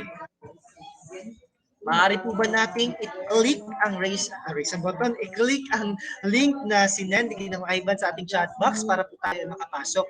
Let me present naman po ng ating Kahoot game para po makita natin kung sino na ang nakakapasok sa kasalukuyan. Okay. Nandito na po sina Ella, si Raf. Okay, very good. Marami na po. 10 mga mag-aaral na po ang nandito. Please, click po the link na aking sinend sa ating chat box. Ulitin ko po ha ang pag-send. Okay, sorry. Let's wait po for a while. Okay, ito po. Please click po the link para po tayo ay makapasok. Bibigyan po natin ng huling 10 segundo ang mga mag-aaral para po makasali sa ating munting laro sa Kahoot. Okay? 10, 9, 8, 7, 6, 5, 4, 3, 2, 1. Time is up. Okay, let me send once again ha for the last time po para sa mga kakapasok lamang po sa ating meeting. Okay, ito po. I-send po or click po ng link para po tayo ay makapasok. Last 5 seconds.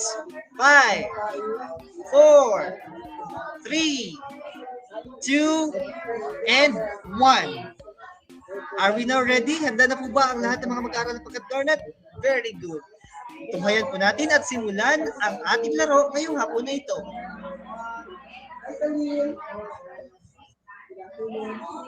Unang katanungan mga mag-aaral. Ito ang pinakamahabang ilog sa buong mundo. Ito ang pinakamahabang ilog sa buong mundo. Longest river po. Amazon River, Cagayan River, Nile River, or Yangtze River. Please type in po your answers. Para sa mga hindi nakapasok, please type in your answers sa ating chat box. Time is up. Tamang kasagutan ay Nile River. Sino nakakuha ng tamang sagot dito? Sino? Okay, very good. Tunghayan natin kung sino ang nangunguna sa ating scoreboard. Nandyan si Ella, sinundan ni Heisi. Tama ba si Ginong Ivan sa pag-pronounce? Sinundan naman ni Maxine, si Ash at si Andrel. Okay, let us proceed sa pangalawang katanungan. Pangalawang katanungan naman po ay, ano ang kabisera or capital city ng India? Ano ang capital city ng India? New Delhi, Bogota, Canberra, o Jakarta? Please type in your answers kung alin sa apat. 5, 4, 3, 2, Time's up. Ang tamang kasagutan ay New Delhi. Sino ang nakakuha ng tamang sagot dito? Sino? Very good. Let us proceed kung sino ang nangunguna sa scoreboard. Sa scoreboard po, nandyan pa rin po si Ella, Icy, Maxine, si Seri, at si Jaden. Okay. Proceed po tayo sa pangatlong katanungan, mga mag-aaral. Ang pangatlong katanungan ay, ito ang tawag sa mga pinuno ng sinaunang kabiasnang Ehipto. Ito yung tawag sa mga leader ng kabiasnang Ehipto. Datu, Pharaoh, priest, or elite. Alin sa apat, mga mag-aaral? Please type in your answers. Para sa mga hindi nakapasok sa ating chat, nakapasok po sa kahot, please type in your answers sa ating chat box. Tama kasagutan, Pharaoh. Tama ba ang inyong kasagutan, mga mag-aaral? Tama ba? Very good. Okay, let us proceed. Sino nangunguna? Nandyan pa rin po si Ella, sinundan ni Maxine, Fiona, Sophia, at Tony. Okay, proceed po tayo, mga mag-aaral sa susunod na tanong. Kaapat na katanungan ay, ito ang kabisera o capital city ng Egypt. Ito ang capital city ng Egypt. Ottawa, Kuala Lumpur, Cairo, o Bandar Seri Begawan. Alin sa apat po, mga mag-aaral? Okay. Tamang kasagutan po ay Cairo. Okay, Cairo po ang kasagutan. Now, puntahan po natin ang scoreboard. Nandyan pa rin po si Ella, Maxine, Sophia, Fiona, at Jaden sa ating scoreboard. Let us proceed po, mga mag-aaral, sa huling katanungan. Ang kabias ng Indus ang pinakamatandang kabiasnan sa mundo. Ang kabias ng Indus ang pinakamatandang kabiasnan sa mundo. True or false? Alin sa dalawa? Tama ba o mali? Please type in your answers. Tamang kasagutan po ay false. Okay, sino ang makakapagsagot dito? Ano nga yung pinakamatandang kabiasnan sa buong mundo? Sino ang makapag-type in? Okay, what particular, yes, nasa Mesopotamia, pero anong particular na kabiasnan yon? Nagsisimula sa letrang S. Yes, makikita sa Mesopotamia, pero ito ay nagsisimula sa letrang S. Ano yon? Kabiasnan, yes, very good. Kabiasnan Sumer ang pinakamatandang kabiasnan sa mundo. Okay, now, tungayan po natin kung sino ang mga nanalo sa ating munting palaro. Third place. Icy, bigyan ko naman sigang palakpakan. Pangalawang pwesto si Ella.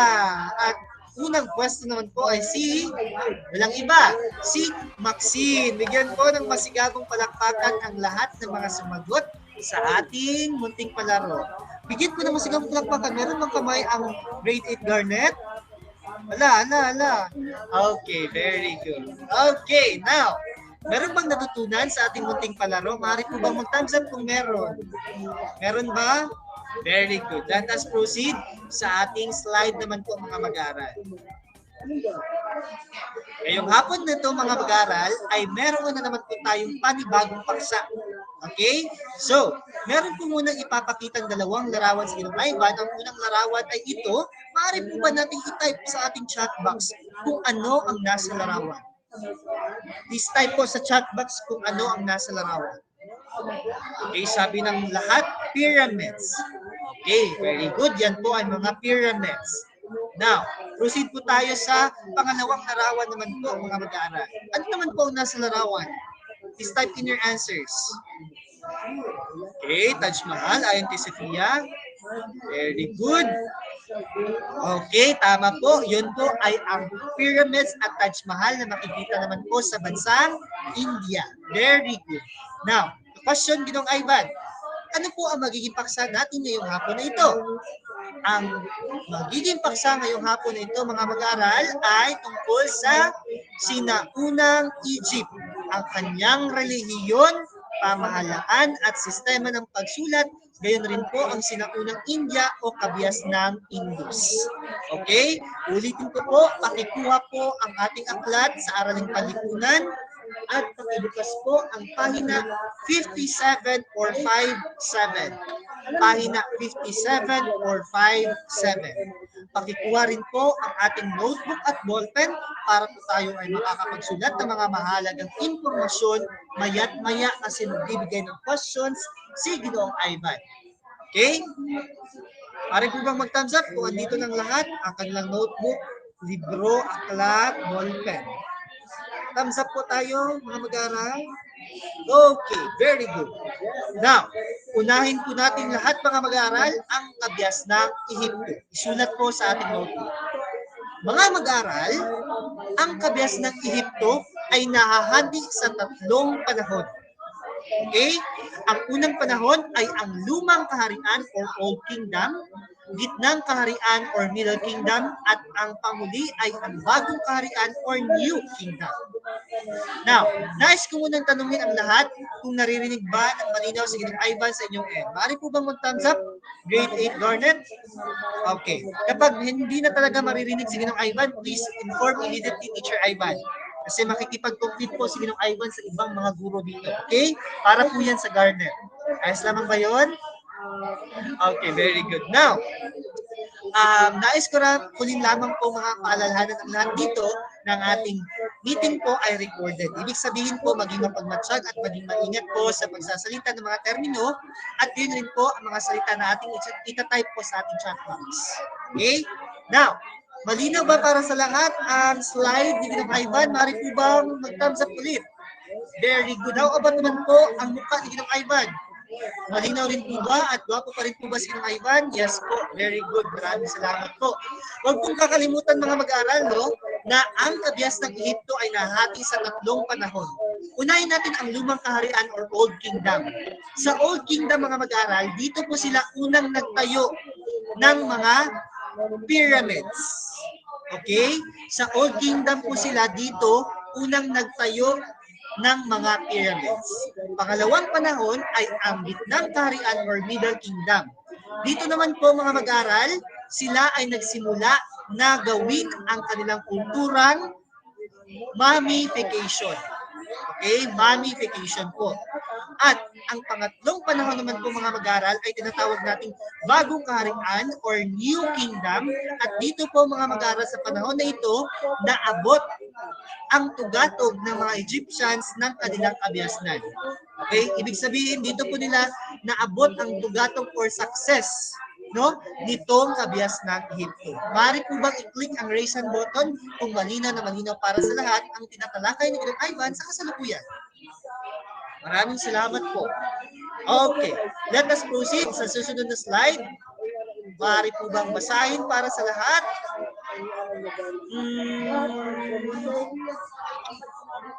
Jayden. Jay, maaari bang basahin ang slide?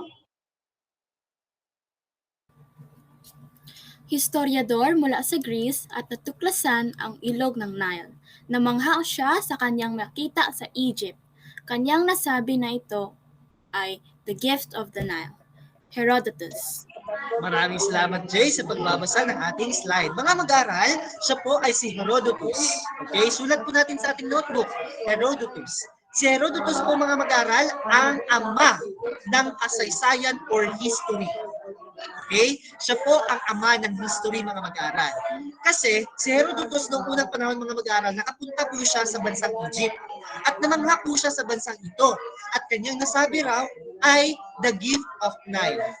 Ginong Ivan, the question is, bakit niya tinawag na the gift of Nile? Ginong Ivan, tungayan po natin ang susunod na slide. Maaari po ba tayong mag-proceed mga mag-aaral?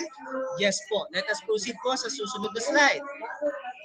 Ang tinutukoy po ni Herodotus na ama ng kasaysayan or history ay ang ilog Nile or Nile River. Sulat po natin sa ating notebook. Ang ilog Nile mga mag-aaral ay kinikilala bilang pinakamahabang ilog sa buong mundo or the longest river in the whole world. Okay? Now, itong ilog na ito ay marahan at hindi nagbabago. Kaya ito ay gamit sa paglalakbay at pakikipagkalakalan. Ginong Ivan, the question is, anong nakakapagpa-unique nitong Nile River. Bakit nasabi ni Herodotus na the gift of Nile? Kasi mga mag-aral, ang unique niya mga mag-aral is magkaiba po ang simoy ng hangin dito sa ilog ng Nile. Okay? Kasi 'di ba kapag sinabi nating ilog, imposible na makapaglakbay ang iba't ibang sasakyang pandagat o sasakyang pantubig sa ilog, hindi po ba? Kasi rumaragasan, no, ang tubig dito. Kasi iba po ang simoy ng hangin dito mga mag-aral. Imbis mapuntang timog po ang kaniyang simoy ng hangin, papuntang hilaga po or north ang simoy ng hangin. So ibig sabihin, ang mga tao po ay maaari pong magbiyahe through iba't ibang sasakyang pantubig. Gaya na lamang po ng bangka or barko. Okay? So dahil dito mga mag-aaral sa simoy ng hangin nila, nakakapaglakbay po ang mga Egyptians mula sa isang lugar patungo sa ibang lugar gamit lamang ang ilog ng Nile at ang kanilang sasakyang pantubig. Okay? Any questions or clarification so far? Wala. Okay. Let us proceed.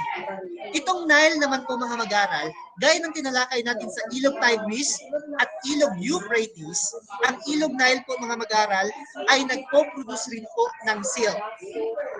Okay? Nagpo-produce rin po ng silk.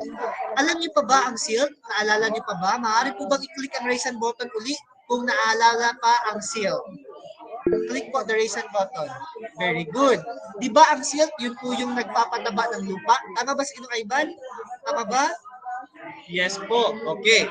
So dahil dito mga mag-aaral, naging advantage naman po ito sa lahat ng mga Egyptians, lalong-lalo na po when it comes to agriculture o pagsasaka. Kasi po, nagkakaroon po sila ng masaganang ani or harvest dahil po mataba ang kanilang lupa. Okay? Let us proceed sa susunod pang slide. At babasahin po ito ni Fiona. Fiona, maaaring babasahin na natin slide. Is my mic po working? Binuo nila ito upang mas lalong mapakinabangan ang Nile River. Nakatulong sa pagkakaisa dahil sila ay napapaligiran ng mga disyerto na siya namang balakid o pasangga nila sa mga mananakop at migrasyon.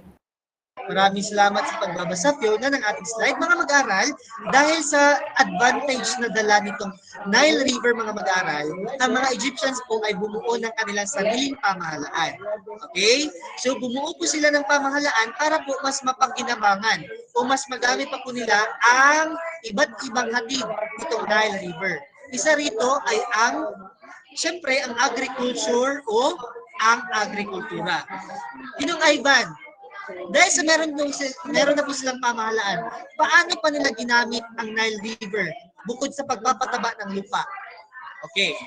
Gumawa po sila ng mga kanal, mga mag-aaral ng pangkat garnet. Gumawa po sila ng kanal para po maging daanan ng tubig papunta sa kanilang mga taniman o sa mga agricultural products. Di ba alam naman po natin mga mag-aaral na kapag sinabing tubig, isa siyang mainam na ingredients para magkaroon talaga ng masaganang harvest. Tama po ba si Ginong Ivan? Tama ba? Tama ba? Garnet? Nangangailangan ba ng tubig ang mga pananim? Yes po. Very good. So, gumawa sila ng mga kanal para po doon dumaan o irigasyon na tinatawag natin. Dumaan po ang mga tubig papunta po sa mga taniman. Okay? When it comes to geographical setting o geografiya naman po ng Egypt mga mag-aral, di ba kapag sinabing Egypt, malaking bahagi sa kanilang lupain ay disyerto o desert? Tama po ba si Ginong Ivan? Mari po ba i-click ang raise hand button kung tama? Kung agree kayo kay Teacher Ivan? Yes, very good. Di ba kapag sinabing Egypt, ang kanilang simbolo ay desert. Okay? Aside sa pyramids, desert. Okay? So pagkakaroon nila ng malaking lupain ng desierto mga mag-aral, advantage rin po iyon para sa mga Egyptians. Bakit Ginong Ivan naging advantage ito para sa mga Egyptians? Dahil nahirapan ang mga invaders o mga mananakop na puntahan ang lugar na ito. Kasi nga, mainit, walang tubig, walang pagkain. So naging advantage ito para sa mga Egyptians. Okay, are you with Teacher Ivan? Maaari po bang mag-type ng unang bilang kung naintindihan sa inyong Ivan sa kasalukuyan? Please type number 1 sa chat box. Very good. Okay. Huwag po kakalimutan ha na naging advantage po nila ang desyerto o desert. Bakit, Ginong Ivan? Kasi nahirapan po ang mga mananakop or mga invaders na puntahan ang kanilang lugar kasi nga po mainit, walang tubig, walang pagkain. Okay? Any questions or clarification so far, mga mag-aral? None na po? Okay. Let us proceed to the next slide. Maaari po bang basahin para sa lahat? Raf, maaari bang basahin ang ating slide, Raf?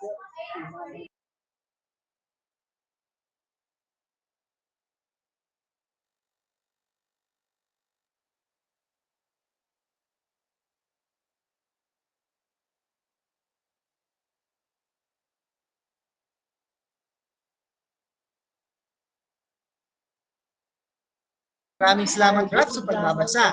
So, puntahan naman po natin ang relihiyon or religion nitong Egyptian civilization. Kapag sinabi po nating Egypto mga mag-aral, gaya ng Mesopotamia, meron po silang sistemang polytheistic. Naalala niyo pa ang polytheistic mga mag-aral? Yes po, very good. Kapag sinabing polytheistic, meron po silang sinasamba na maraming Diyos. Okay? Maraming Diyos po pag polytheistic. How about naman po, ano ang tawag sa isang sistema kung saan ang mga tao ay naniniwala lamang, okay, ang advance naman ni Tony. So, monotheistic naman po kapag meron lamang tayong isang Diyos. Monotheistic. Poly, marami. Mono, isa lamang. Okay? Now, bigyan niyo po kami, Ginong Ivan, ng mga halimbawa ng Diyos ng Egypto. Unahin po natin si Amon-Ra o si Amon-Re, gaya ng binasa kanina ni Ra. Okay? Si Amon-Ra at si Amon-Re o si Amon-Re mga mag-aral, siya ang pinakapangunahing Diyos. Siya yung pinuno ng lahat ng Diyos ng mga Egyptians mga mag-aral. Sinasabi raw na si Amon-Re o si Amon-Ra ay ipinanganak niya ang kanyang sarili. Paano yan, Ginong Ivan? Paano yun nangyari? Walang imposible po para sa mga immortal. Walang imposible po para sa mga Diyos nila. Kaya, ipinanganak niya raw ang kanyang sarili. At si Amon-Ra o si Amon-Re rin ay ang Diyos when it comes to justice and truth. Okay? Si Amon-Ra or Amon-Re rin ang Diyos ng truth and justice. Okay? Isulat po sa ating notebook. Baka po lalabas ito sa ating written quiz at sa ating QA. Okay, sulat po sa notebook. Okay, titingnan ko po kung nagsusulat ba ang mga pangkat garnet. Tingnan nga natin mga mag-aral. Very good. Okay, let us proceed sa susunod na slide. Ang pangalawang Diyos na ating tatalakayin ay si Osiris. Okay? Si Osiris po ay isa ring mahalagang Diyos na pinuno ng Nile. Sulat po natin sa ating notebook, mahalagang-mahalaga po si Osiris. Okay. Si Osiris po mga mag-aral ay pinatay ng kanyang kapatid na si Seth Fedelin. Joke. Okay. No. Hindi po, artista po yan mga mag-aral. Okay. Si Osiris po mga mag-aral ay pinatay ng kanyang kapatid. Sino ang kanyang kapatid, Ginong Ivan? Si Seth po.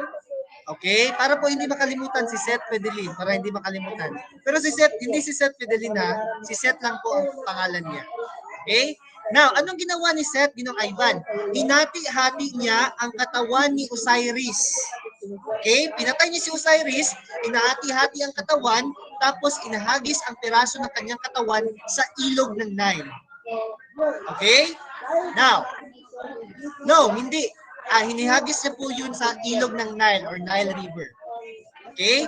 Now, ang pagkamatay at pagkabuhay ni Osiris ang siyang naging batayan ng immortalidad at pagkakaroon ng kabilang buhay or life after death ni Osiris. Ginong Ivan, bakit ano ba ang sumunod ng nangyari? Noong tinapunan ni Seth ang katawan ni Osiris sa Nile River, ano ang sumunod na nangyari? Tumayan po muna natin ha. Punta muna tayo sa unang slide, tapos balik po tayo dito sa slide, okay? Mari po ba? Alan, dito pa ba ang garnet? Okay, very good. Puntahan muna natin ang isang slide. Okay, now, dito mga mag-aral, meron pong asawa si Osiris. Okay? Meron po siyang asawa at ang kanyang asawa ay si Isis. Okay? Ito po si Isis o mga mag-aral. Okay, ito po yung itsura ni Isis. Isis. Okay? So, hindi po yung Isis mga mag-aral na terorista. Hindi po yun mga mag-aral. Okay? Si Isis po ay ang asawa ni Osiris. Okay? Ang ginawa ni Isis mga mag-aral, hinanap niya ang katawan at piraso ng katawan ni Osiris sa ilog ng Nile. Okay? Hinanap niya ito. Nakita niya ito mga mag-aral at nangyari ang isang himala. Okay? Dahil si Osiris po ay biglang nabuhay. Okay? At ito ang naging basihan ng mga Egyptians mga mag-aral kung bakit sila ay naniniwala sa immortalidad. Ito po, at pagkakaroon ng kabilang buhay or life after death. Okay? Malinaw ba para sa lahat mga mag-aaral? Any clarification or questions? Very good. Okay, kapag tatanungin ko kayo mga mag-aaral ha, sino ang pumatay kay Osiris? Sino po? Si Seth. Very good. Sino naman ang pinatay na Panginoon at biglang nabuhay? Si Osiris. Very good. At kapag sinabing sino naman ang asawa ni Osiris na siyang naghanap sa kanyang katawan? Very good, si Isis. Okay? Hindi po caps lock lahat ha. Mali po si Ginong Ivan sa paggamit ng caps lock lahat na letters. Ibang Isis po iyon mga mag-aaral. Okay, tawa si JD. Okay, let us proceed sa susunod na slide. Okay. So dito na nga si Isis mga mag-aaral. Ito pong itsura ni Isis. Siya po yung kinikalala bilang Diyos ng paglikha at pag-ibig. At siya rin ang may babaeng may throne headdress. Ito pong headdress niya, oh. Ito po. Okay? Tandaan na siya yung asawa ni Osiris. Ang pang-apat na Diyos naman po na ating tatalakayin ay si Horus. Okay? Si Horus po ay isa ring mahalagang Diyos na pinaniniwalaang nagkatawang tao bilang isang pharaoh. Okay? Ito po yung itsura ni Horus mga mag-aral. Para po siyang isang agila, no? Okay? Si Horus po mga mag-aral ay ang anak ni Osiris at Isis. Okay? Siya po yung anak ni Isis at Osiris. Any questions or clarification so far? Can you please type or click the raise hand button kapag malinaw po para sa lahat ang unang apat na Panginoon na ating tinalakay. Very good. Okay.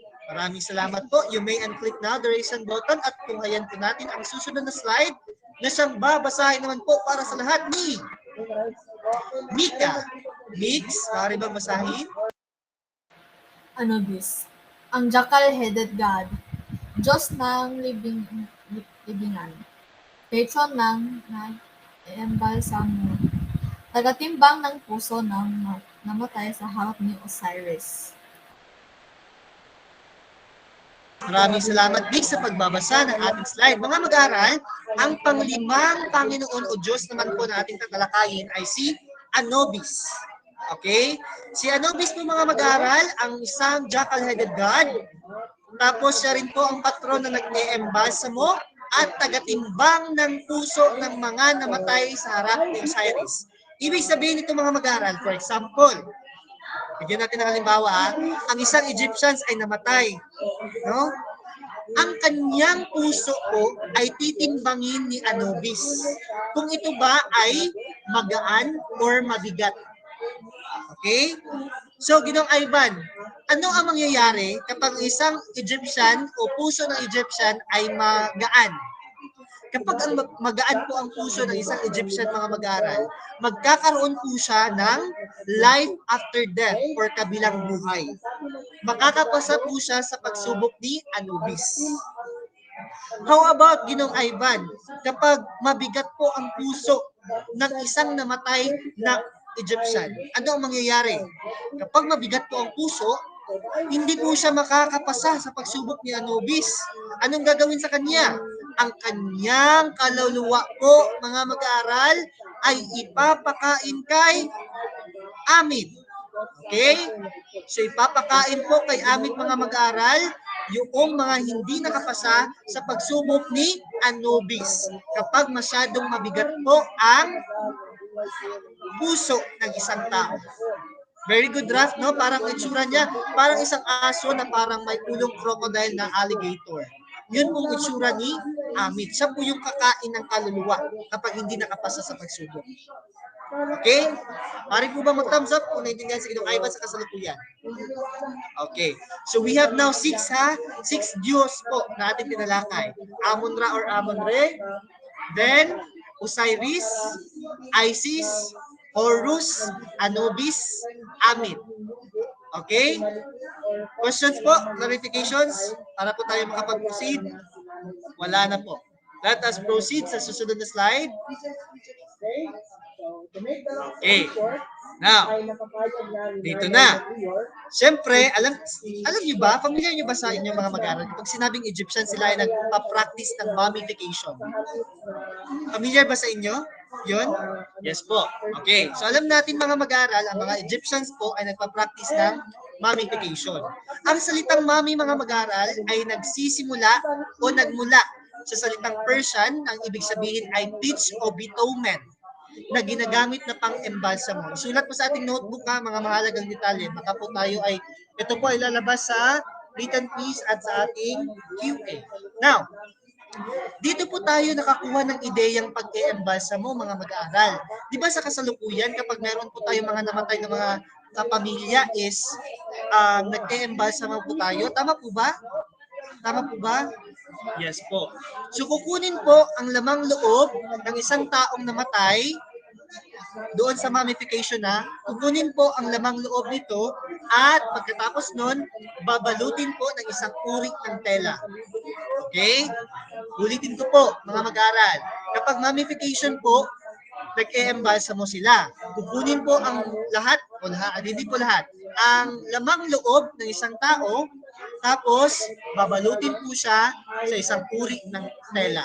Yun po yung mummification. Dito po tayo kumuha ng ideyang pag-e-embalsamo. Okay? So gaya ng ating nasa GIF, yun po yung mummy na ating tinutukoy. Okay? So Ginong Ivan, bakit ba nagpa-practice o gumagawa ng kulturang mummification ang Egyptians? Bakit Ginong Ivan? Kasi naniniwala sila mga mag-aral kapag nagkakaroon sila ng mummification, ang katawan ng isang Egyptians raw ay presko o fresh pa rin pagpunta sa life after death or kabilang buhay. Okay? Yun ang kanilang paniniwala. Para maging presko ang katawan, nagkakandak sila ng tradisyong mummification. Now, Ginong Ivan, kapag matapos na pong balutin ng isang uri ng tela, ang katawan ng isang Egyptian, saan ito ilalagay? Ilalagay po ito sa tinatawag nating sarcophagus. Okay, sulat po natin sa ating notebook, sarcophagus. Ito po ang magiging lalagyan ng isang mummified na tao. Okay, para po siyang ataol o para rin po siyang coffin. Okay? Sulat po sa ating notebook, bibigyan ko po kayo ng huling ng ilang mga segundo para makapagsulat. Okay, just wait for a while ha. Inom muna ng tubig si Ginong Ivan. Okay?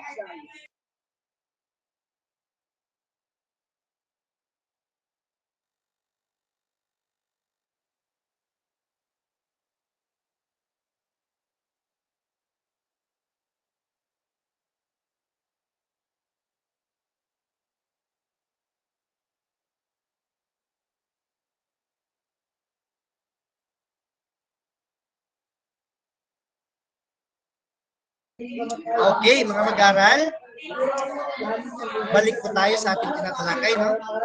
Maliwanag na ba ang mummification? Maliwanag na ba para sa lahat? Questions po so far? Clarifications po? Malinaw na malinaw para sa lahat? Nakikinig pa ba ang mga mag-aral ng pangkat Garnet? Maaari po bang i-click ang raise hand button? Kung nakikinig pa ng malinaw kay Ginong Ivan.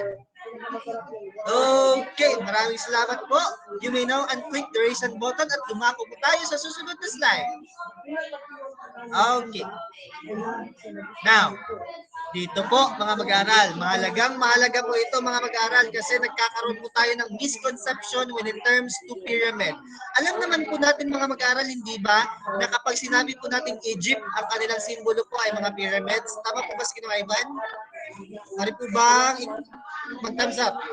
Kapag sinabing Egypt, nandyan po ang kanilang simbolong pyramids. Very good. Now, kapag sinabing pyramid mga mag-aral, ang pyramid po ng mga Egyptians ay isang libingan para sa Pharaoh. At hindi po isang palasyo o templo.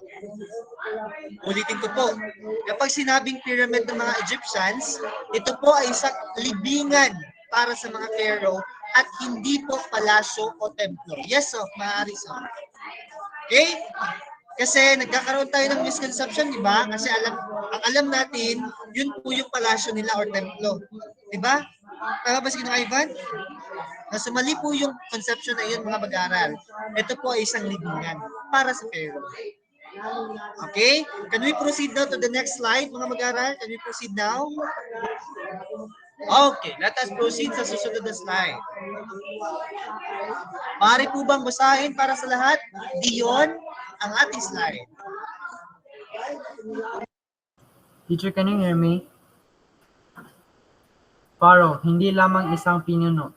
Siya rin ay sinasamba bilang Diyos na si Horus. Dahil dito, ang pamahalaan ng Egypt ay theocracy. Ang kanyang salita ay batas. Maraming salamat sa pagbabasa. Diyon ang ating slide. Mga mag-aral, ito po ay ang tinatawag na Pharaoh. Okay? Pharaoh. Okay, ito po yung itsura ni Pharaoh, mga mag-aral. Oh. Marami po silang Pharaoh, pero isa po ito sa mga itsura nila. No? So, ngayon natin ang GIF, mga mag-aral, for the attitude of person na si Pharaoh. Okay? Attitude po siya. Okay. Now, si Pharaoh po, mga mag-aral, o ang terminong Pharaoh, mga mag-aral, ay ang tawag sa mga leader o mga pinuno ng mga Egyptians. Ulitin ko po, Pharaoh ang tawag sa pinuno o leader ng mga Egyptians. Hindi lamang siya isang leader mga mag-aral, kasi ang mga Pharaoh ay sinasamba rin bilang Diyos na si Horus. Okay? Ulitin ko po, si Pharaoh hindi lamang isang leader. Bagkus, isa rin po siyang Diyos na si Horus. Tandaan niyo pa si Horus, 'di ba? Anak siya ni Osiris at Isis. Okay? Now, dito natin makikita at masasabi mga mag-aaral na ang pamahalaan po ng Egyptians ay theocracy. Okay? Ito po yun, oh. Theocracy. Sulat po sa ating notebook. Now, Ginong Ivan, bakit po, ano po bang ibig sabihin ng theocracy? Kapag sinabing theocracy mga mag-aaral, isa po itong sistema ng pamahalaan or government kung saan ang kanilang religion ay mayroong malakas na impluwensya sa kanilang pamahalaan. Ulitin ko po, kapag sinabing theocracy mga mag-aaral, ito po ay isang sistema ng government kung saan ang kanilang religion ay may malaking influence sa kanilang pamahalaan. Kaya naman, tinatawag na theocracy kasi nga hindi lamang isang leader si Pharaoh. Isa rin po siyang Diyos na si Horus. Okay? Any questions, clarifications po so far? Questions po? None. Okay. Now, ang lahat po ng salita ni Pharaoh ay batas. Dapat pong sundin ito ng mga Egyptians. At dahil sumusunod ng batas mga mag-aaral, ang mga tao rito mga mag-aaral, hindi lang po ito ang pagsunod sa batas. Kundi kapag ang isang Egyptians ay sumunod sa mga batas ni Pharaoh, isa rin itong isang simbolo kung saan ito ay pananampalataya or faith ng mga tao. Okay? So 'di ba, sinabi ko kanina hindi lang isang leader ang Pharaoh. Isa rin po siyang si Diyos na si Horus. Okay? So now, hindi lamang ang pagsunod sa batas, kundi kapag susunod ka sa batas, isa rin po itong simbolo bilang pananampalataya mo or faith. Okay? Maaari nyo bang ikaway ang inyong mga kamay sa inyong camera kung naintindihan sa inyong Ivan sa kasalukuyan? Very good. So kapag tatanungin ko kayo mga mag-aral, ano ang sistema ng gobyerno o pamahalaan ng Egyptians? The answer is theocracy. Very good, Dion. Now, kapag sinabi naman po, ano ang tawag sa pinuno ng mga Egyptians? Pharaoh. Okay, Pharaoh po ang tawag. Okay, very good. So let us proceed sa susunod na slide mga mag-aral. Ito po ang panghuling slide para sa kabias ng Ehipto. Makinig po ng mabuti, isulat po sa ating notebook ang mga mahalagang impormasyon. When it comes to writing system, mga mag-aral, ang sistema po ng pagsusulat ng Egyptians ay tinatawag nating hieroglyphics. Sulat po natin sa notebook, hieroglyphics.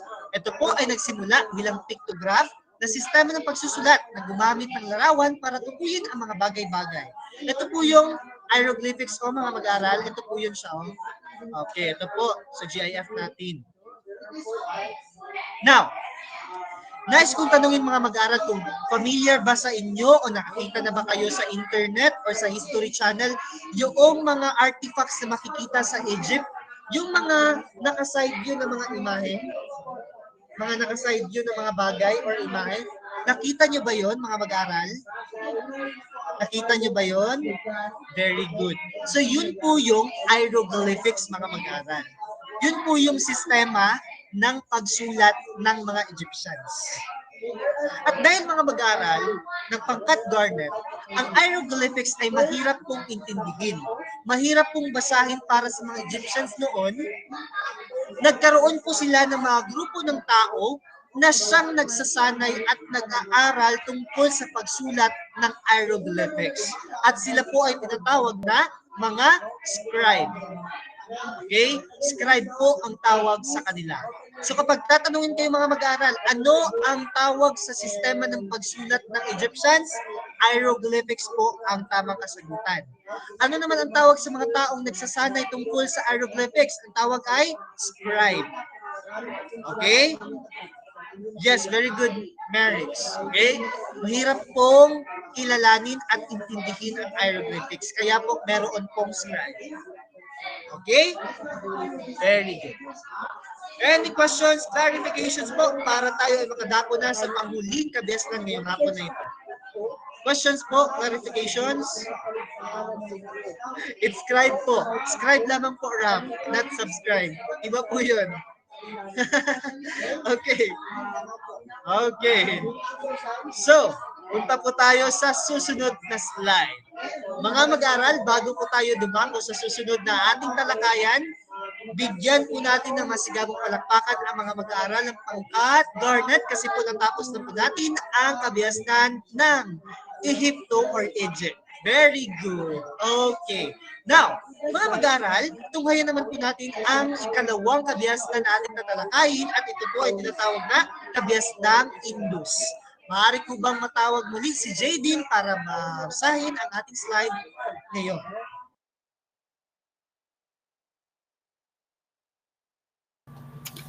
Hindi mapagkakaila na lundayan ang Asya ng mga sinaunang kabihasnan.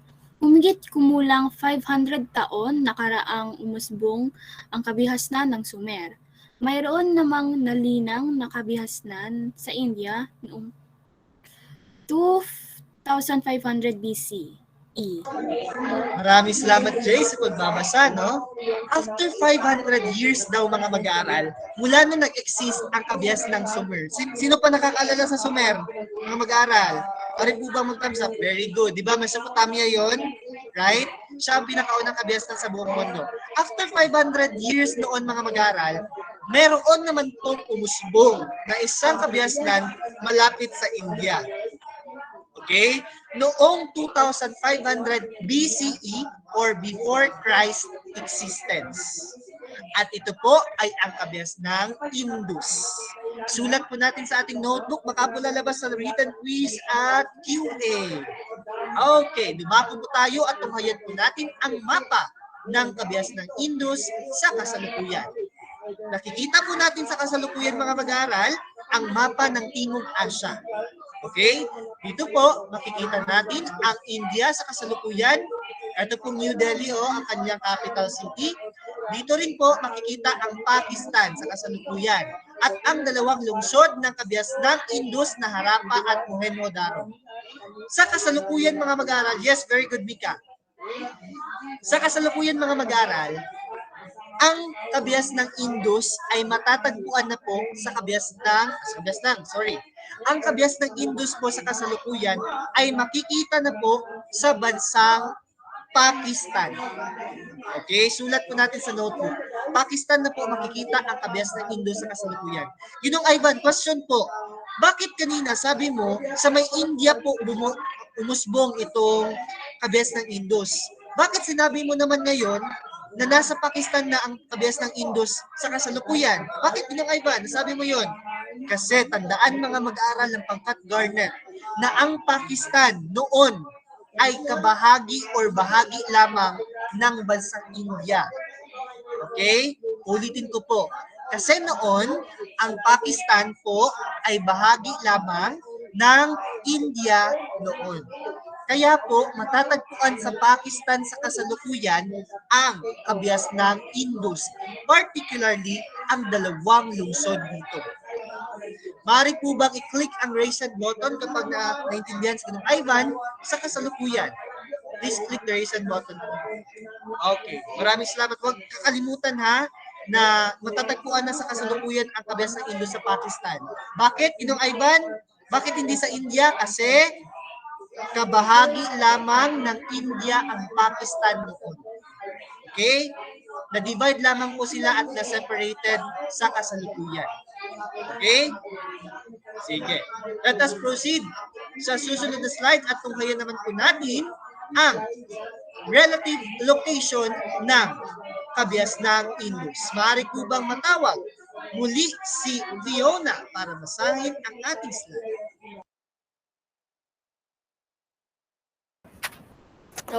Nabuo sa pamamagitan ng pagsasalubong ng hilagang tulo ng Ilog Indus at Ilog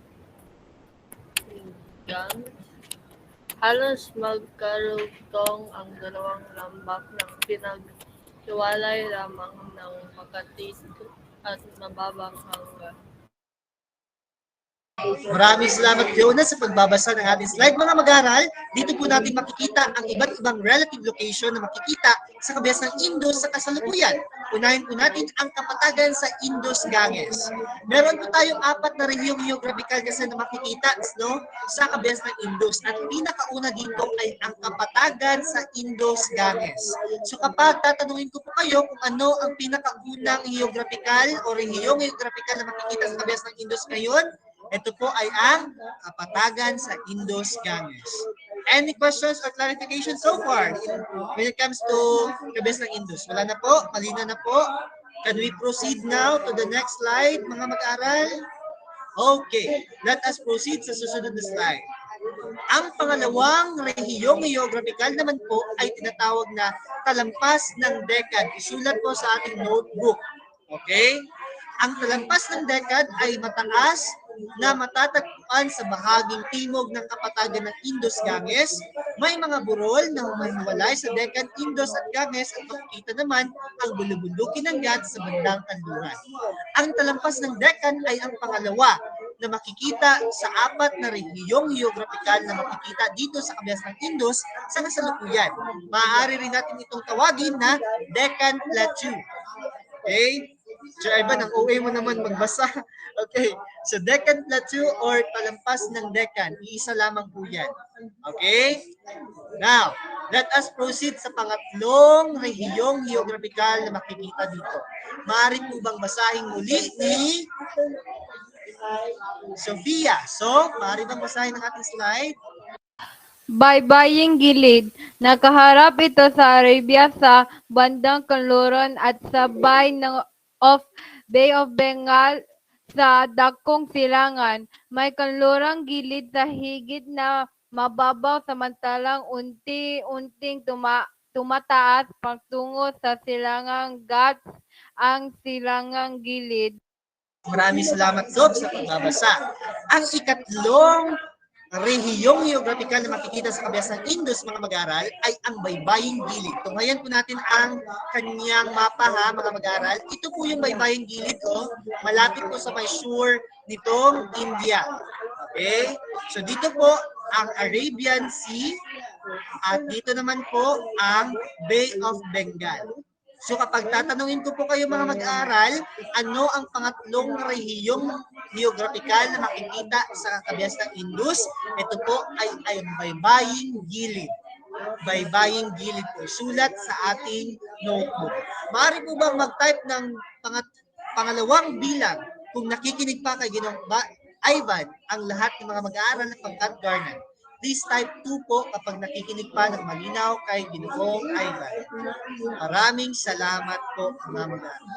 Can we proceed now to the next slide mga mag-aaral? Proceed na po ba tayo? Yes po. Okay, let us proceed sa susunod na slide. Kasi medyo pagod na ang lahat mga mag-aaral, no? Okay, now, ang dalawang pangunahing lungsod na makikita sa kabias ng Indus ay ang Mohenjo-daro at Harappa. Okay, sulat po natin kasi napaka-importante po ng dalawang ito. Ang Mohenjo-daro mga mag-aaral ay nasa katimugang bahagi ng daluyan ng Indus River, samantala ang Harappa naman ay makikita sa kasalukuyang Punjab na bahagi ng Pakistan. Tumayan po natin ang kanyang mapa mga mag-aaral. Ito po yung Indus River. Okay, ito po yung Indus River, tapos ito naman po si Mohenjo-daro, at ito naman po si Harappa. Now, tatanungin ko po kayo ha, saang bansa matatagpuan na sa kasalukuyan ang dalawang lungsod? Saang bansa na matatagpuan ang dalawang lungsod sa kasalukuyan? Please type in your answer sa chat box. How about the others? Very good. Wow, talagang nakikinig ang mga mag-aaral. Very good. Pakistan. Bakit nga sa Pakistan makikita? Kasi ang Pakistan ay bahagi lamang ng India noon. Okay? Yes, very good, Tony. Very good. Nakikinig ng mabuti na ang lahat ng mga mag-aaral. So kapag natanungin ko po kayo, ano ang dalawang lungsod na makikita sa kabias ng Indus? Mohenjo-daro at Harappa ang kasagutan. Okay? Questions, clarifications po. Garnet, sa kasalukuyan. Questions po. Ala, natutulog na. Medyo natutulog na ang lahat. Okay, very good. Let us proceed sa susunod na slide. Maaari po bang basahin ni? Ulitin ko ang okay. Maaari po bang matawag si Jana? Jan, maaari po bang basahin ang ating slide? Indus River, sa baybayin na ito umusbong ang kabihas ng India. Ang tubig nito ay nagmumula sa malayalang kabundukan ng Himalaya sa katimugang Tibet. Maraming salamat dyan sa pagbabasa, no? Ito, gaya ng ating tinalakay mga mag-aaral, no? When it comes to Mesopotamia, Egypt, dito sa kabias ng Indus mga mag-aaral, umusbong rin po ang kabias ng Indus sa may Indus River. Di ba mapapansin natin mga mag-aaral na kadalasan sa mga kabiasnan umuusbong po sa mga ilog. Tama po ba si Ginoong Ivan? Yun na rin po ba ang na-notice natin? Yun na rin po ba? Yes po. Now, ang Indus River mga mag-aaral ay nagmumula po daw sa mga kabundukan ng Himalayas. Himalayas Mountains or mountain ranges ng katimugang Tibet. Now, speaking of, for the information po of everybody, ang Himalayas mountain ranges po ang pinakamatataas na bundok sa buong mundo. Dito rin po makikita ang pinakamataas na bundok po. Ano nga yung pinakamataas na bundok sa buong mundo? May you type in your answer sa chat box. Mount, ano yon? Mount, sige. Very good. Bigyan naman sigaw ang palakpakan ng mga sumagot sa ating chat box. Ang Mount Everest. Dito po makikita sa may Himalayas Mountains. Ibig sabihin, ang tubig po mula sa Indus River ay nagmumula pa po sa may Mount Everest at sa Himalayas Mountain Ranges. Kaya masasabi natin na talagang malamig na malamig ang kanyang tubig. Okay? Kasing lamig po niya, mga mag-aaral. Okay? Now, any questions or clarifications so far? Any questions po? Okay, malinaw na malinaw. May you type or may you click the reason button kapag malinaw ang Indus River para sa inyo at ang apat na rehiyong geographical na makikita. Very good. Okay. So let us proceed sa susunod na slide. Okay, dito po mga mag-aaral. Ito po ay napaka-importante rin. Isulat po sa mga notebook. Ang mga Dravidians. Ang lahi ng Dravidians mga mag-aaral ay ang pinakaunang mga tao na siyang nanirahan sa kabias ng Indus. Particularly sa dalawang lungsod na Mohenjo-daro at Harappa. In fact mga mag-aaral, sila rin po yung nagtatag o bumuo ng mga lungsod na ito. Sila yung gumawa ng mga lungsod na ito mga mag-aaral. Ang kanilang itsura ay maiitim, matitikas, matitupuno ang pangangatawan, kulot ang buhok, makapal ang mga labi, may katamtamang taas at pango ang ilong. Ito po ang kanilang itsura mga mag-aaral. Ito po sa ating slide. Okay? So, tatanungin ko ang pangkat Garnet. Meron pa ba kayo nakikitang mga ganitong itsura when it comes to Indians and Pakistani? Maaari po bang mag-thumbs up kung meron pa? Maaari rin mag-thumbs down kung wala na. Meron pa ba or wala na? Wala na siguro, no? Di ba? Hindi na natin mapapansin talaga ang mga ganitong itsura kapag sinabing Indians at Pakistani, right? Tama ba si Ginong Ivan or agree ba kayo? Yes po. Bakit Ginong Ivan? Bakit hindi na natin nakikita ang mga lahing ito sa India at Pakistan? Tunghayan natin ang pangalawang grupo ng tao. Sila po ay ang tinatawag nating Aryans. Sulat po natin, Aryans. Ang mga Aryans po mga mag-aaral, ang nandarayuhan at nanalakay sa sinaunang lambak ng Indus. Ibig sabihin po mga mag-aaral, sila po ang sumakop ng dalawang lungsod na ito. Sinakop po nila ang mga Dravidians mga mag-aaral at ito po ang naging dahilan kung bakit ang lahi ng Dravidians ay nahahaluan na sa kasalukuyan. Bakit Ginong Ivan? Ano ba ang itsura ng mga Aryans? Ang Aryans po ay mga matatangkad, mapuputi, itim at unat ang buhok, matangos ang ilong at nagsasalita ng Indo-Europeo. Okay? So magkaiba po ang kanilang itsura, right? Ng Dravidians at Aryans. Tama ba si Ginong Ivan o hindi? Tama mo ba? Hala, only Ralph lang ang nag-thumbs up. How about the others? Yes po. Okay. Now, kapag tatanungin ko po kayo, sino ang sumakop sa mga Dravidians? Ito po ay ang Aryans. Okay, ang Aryans po ang sumakop dito mga mag-aaral. Now, di ba napapansin natin sa mga itsura ng Pakistani at Indian sa kasalukuyan, hindi sila masyadong maputi. Tama ba si Ginong Ivan? Hindi masyadong maputi ang mga Indians, right? At Pakistani. Very good. Kasi nahaluan na ng lahing Dravidians at lahing Aryan sa kasalukuyan. Yan po yung dahilan na yun. Okay? Now, itong mga Aryans, mga mag-aaral, kilala rin sila bilang tagapag-alaga ng mga hayop. Okay? Tagapagpastol po sila ng mga hayop na ito. Okay? Please, sulat po natin sa notebook. Baka po lalabas sa ating QA at written quizzes. Maaari po bang ikaway ang ating camera? Ikaway po ang ating mga kamay sa camera. Okay. Ikaway ang camera, mga mag-aaral. Ganyan. sorry. Okay. Now, let us proceed sa susunod na slide, mga mag-aaral. At babasahin naman po ito ni nais ko munang matawag si Asha. Okay, Ash, maaari bang basahin ang ating slide?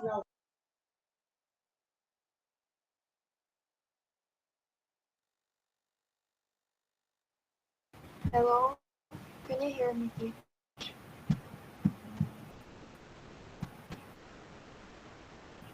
(1,500 BCE), sinakop ng mga Aryan ang kambal na lungsod.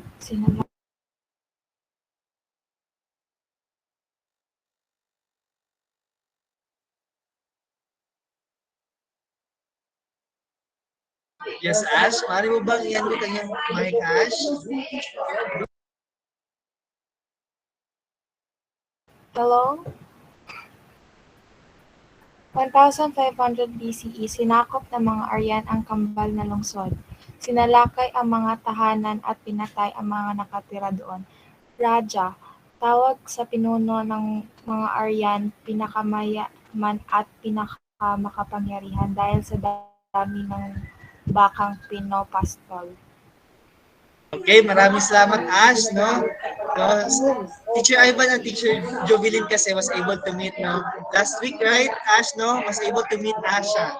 Okay? So, I'm very happy po to be able to meet some of my students, no? Especially my section as well and also Garnet as well. Okay? Now, balik tayo. Maraming salamat, Ash, sa pagbabasa ng ating slide, no? Yes, maraming salamat, Ash. Okay. Now, sinabi kanina na Ginong Ivan na ang mga Aryans po ang sumakop sa mga Dravidians. Tama? Tama ba, Ginong Ivan? Hala. Yes po. Now, sinalakay po nila ang dalawang lungsod na Harapat ng Minodaro at pinatay po ang mga nakatira doon. Sino ang mga nakatira nga, mga mag-aral sa dalawang lungsod? Ang mga Dravidians. Okay? Now, speaking of Aryans, mga mag-aral, ang tawag naman po sa kanilang pinuno ay tinatawag na Raha. Okay? Please, isulat po sa ating chat box. Isulat po sa ating notebook, mga mag-aaral. Okay, Raha po ang tawag sa kanilang mga pinuno or leader. Sila po yung pinakamakapangyarihan at pinakamayaman dahil sa dami po ng mga bakang pinapastol o inaalagaan. Ibig sabihin, mga mag-aaral, di ba sinabi na Ginong Ivan na ang mga Aryans po ay kilala bilang tagapag-alaga ng mga hayop? Tama ba? Tama ba?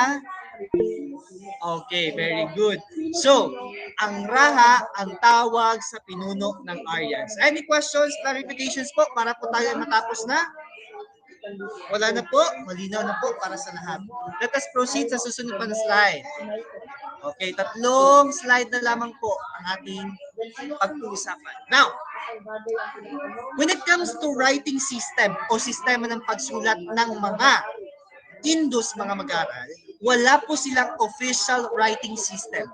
Sulat po natin sa ating notebook. Wala pong official writing system ang kabias ng Indus. Now, Ginong Ivan, paano at ano ang ginamit ng mga scientists, ng mga archaeologists para po pag-aralan ang kabias ng ito? Ang kanilang ginamit po, mga mag-aral, ay ang tinatawag natin Vedas. Sulat po natin, Vedas po ang kanilang ginamit. Ito po yung isang tinipong akda ng mga himnong pandigma, mga sagradong ritual, mga sawikain at salaysay. Okay? Ulitin ko po, meron bang writing system ang kabias ng Indus? The answer is wala po. Ang kanilang ginamit po ay Vedas. Dito po natin makikita ang iba't ibang uri ng pamumuhay ng kabias ng Indus sa kasaysayan or sa history. Okay?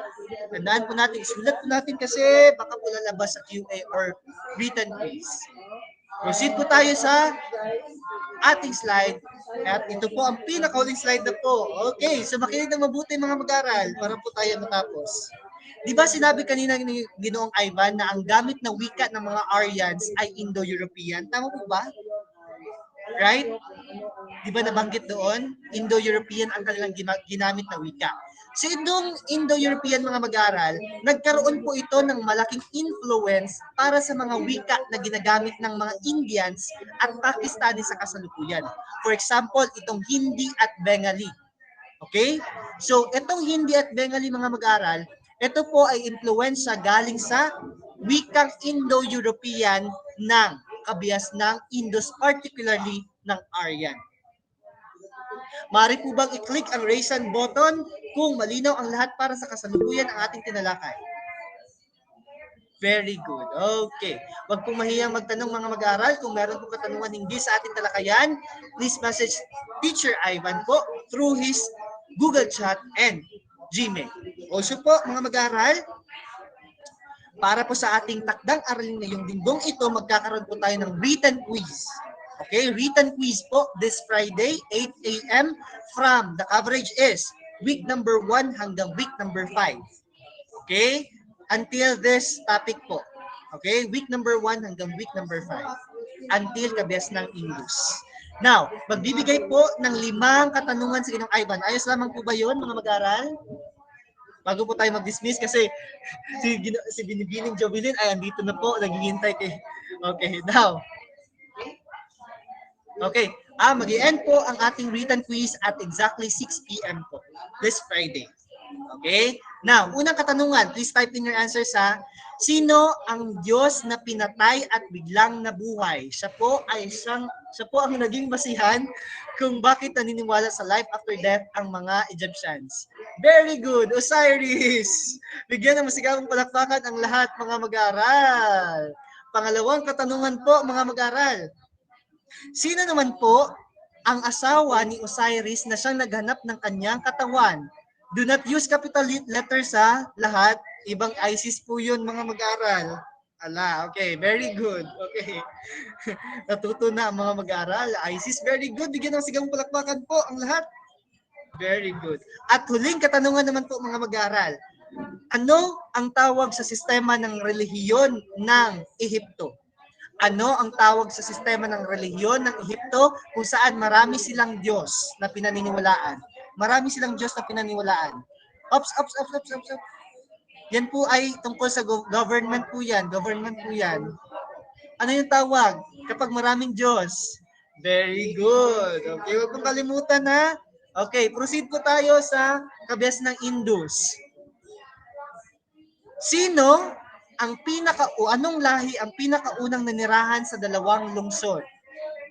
Anong lahi ang pinakaunang nanirahan sa dalawang lungsod? Very good. Dravidians po. Very good. At huling katanungan naman po mga mag-aaral. Anong lahi naman po mga mag-aaral ang siyang sumakop sa mga Dravidians? Anong lahi ang sumakop sa mga Dravidians? Very good. Wow, very good. Ang gagaling ng mga mag-aaral ng Pangkat Garnet. Bigyan ng masigang palakpakan po ang lahat ng ating mga sarili. Kasi po, within 1 hour lamang po, na kaya po nating tapusin ang dalawang kabihasnan. No? Pwede nang maging historians ang Garnet. Oh, ang galing-galing. Okay. Maraming salamat po sa inyong partisipasyon. Don't forget, this Friday, written quiz week 1 to 5, 8 a.m. to 6 p.m. Okay? Maraming salamat po sa partisipasyon. Magandang hapon uli at maaari na po tayong lumiban sa klase. Paalam! Bye-bye! Maraming salamat po sa inyong mga greetings. Bye-bye!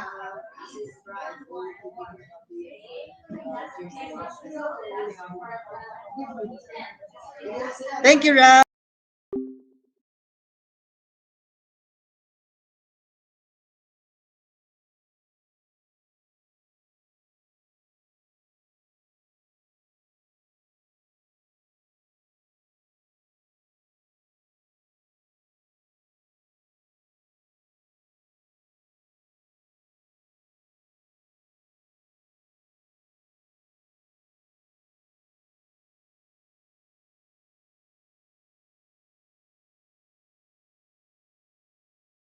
Very quick lang because Teacher Juvie will let the officers remain in our meet pa po. We will be having a practice.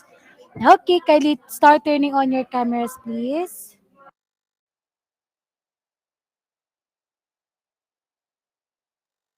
Afternoon, Raf.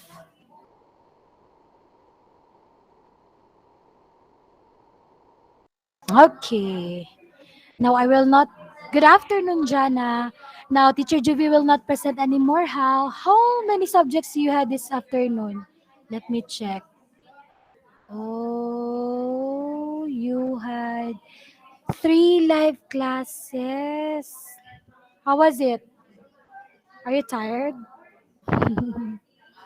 Tired, no? That's fine po. That's okay. Yes. It is her? It is his birthday right today po. Did you greet Teacher Ivan earlier? Did you say happy birthday, Teacher Ivan, earlier? Okay, that's good. All right. Now let's have this one. Let's have a quick reminders for our upcoming event. Next week po, we will be having our foundation day. We cannot call it intramurals because it is actually foundation week. Is it clear?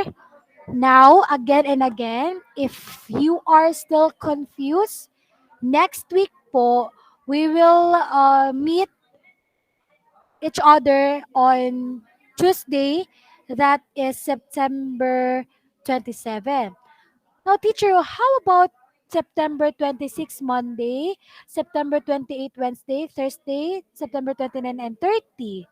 The answer is there's no live class, but still you need to work on with your tasks po. Is it clear? Now you are encouraged po to go here in school on September 27, 2022 po. Before 11:20 a.m. Gates will open po at 11:20 p.m. The moment you enter po here in our campus, you go directly in our classroom po. Is it clear? Try to look for our classroom. That is 8 Garnet classroom. In the campus po, at the left side, we have the accounting office. You go straight po, go upstairs, and then on the second floor, go straight forward po and look for our classroom. Is it clear? Please be on time because Teacher Juvie will check the attendance po. Please don't forget to bring your pens with you as well because you will write down your names po in the handbook po.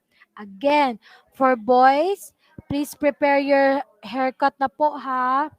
For your team color shirt po, please prepare that one also. Now for the players, teacher, I want to bring po an extra t-shirt. Yes, you may bring your extra t-shirt. Preferably po, same color as our team color shirt. Alright? But, if you don't have, for a while ha, okay, again, if you want to bring an extra t-shirt, that's fine with me. It's better to have a color red t-shirt po. But if you don't have the color extra color red t-shirt, just please wear white plain shirt. Is it clear? So you have two options lang. It's either red t-shirt or white t-shirt. Teacher, when I go, if I go there in school po teach, I don't have red plain t-shirt po. That's okay with me. Just please wear white plain t-shirt. Okay, for the players po, you are encouraged to wear jogging pants. If you have your rubber shoes with you, that's better. Is it clear? For our players po, please be ready. We will be having a meeting po regarding the specific event po. Alright? Now, do you still have questions or concerns? Again, ha, just like what I've told you the last time, I will give you this week only. I will give you chance to work on with your lacking or your missing assignments up until this Friday only at 11:59 p.m. After 11:59 p.m., 12:01 or on Saturday po or next week, teacher will start contacting your parents na po regarding your lacking assignments. I have my contact numbers of your parents po. Is it clear? I will indicate talaga your missing or lacking assignments. Okay? And please be prepare also that on Friday, you will have two written quizzes, both AP and Filipino written quizzes, and your PQJ in mathematics. Is it correct? It's correct. Okay. Now, do you have concerns or questions? Now, so far, are you guys ready for the upcoming Foundation Day? Okay, very good. Now, if there's no questions at all, please leave the meet po. I am going to ask our officers to remain. And see you all tomorrow, 3:25 po for our homeroom class tomorrow. Thank you. Bye-bye.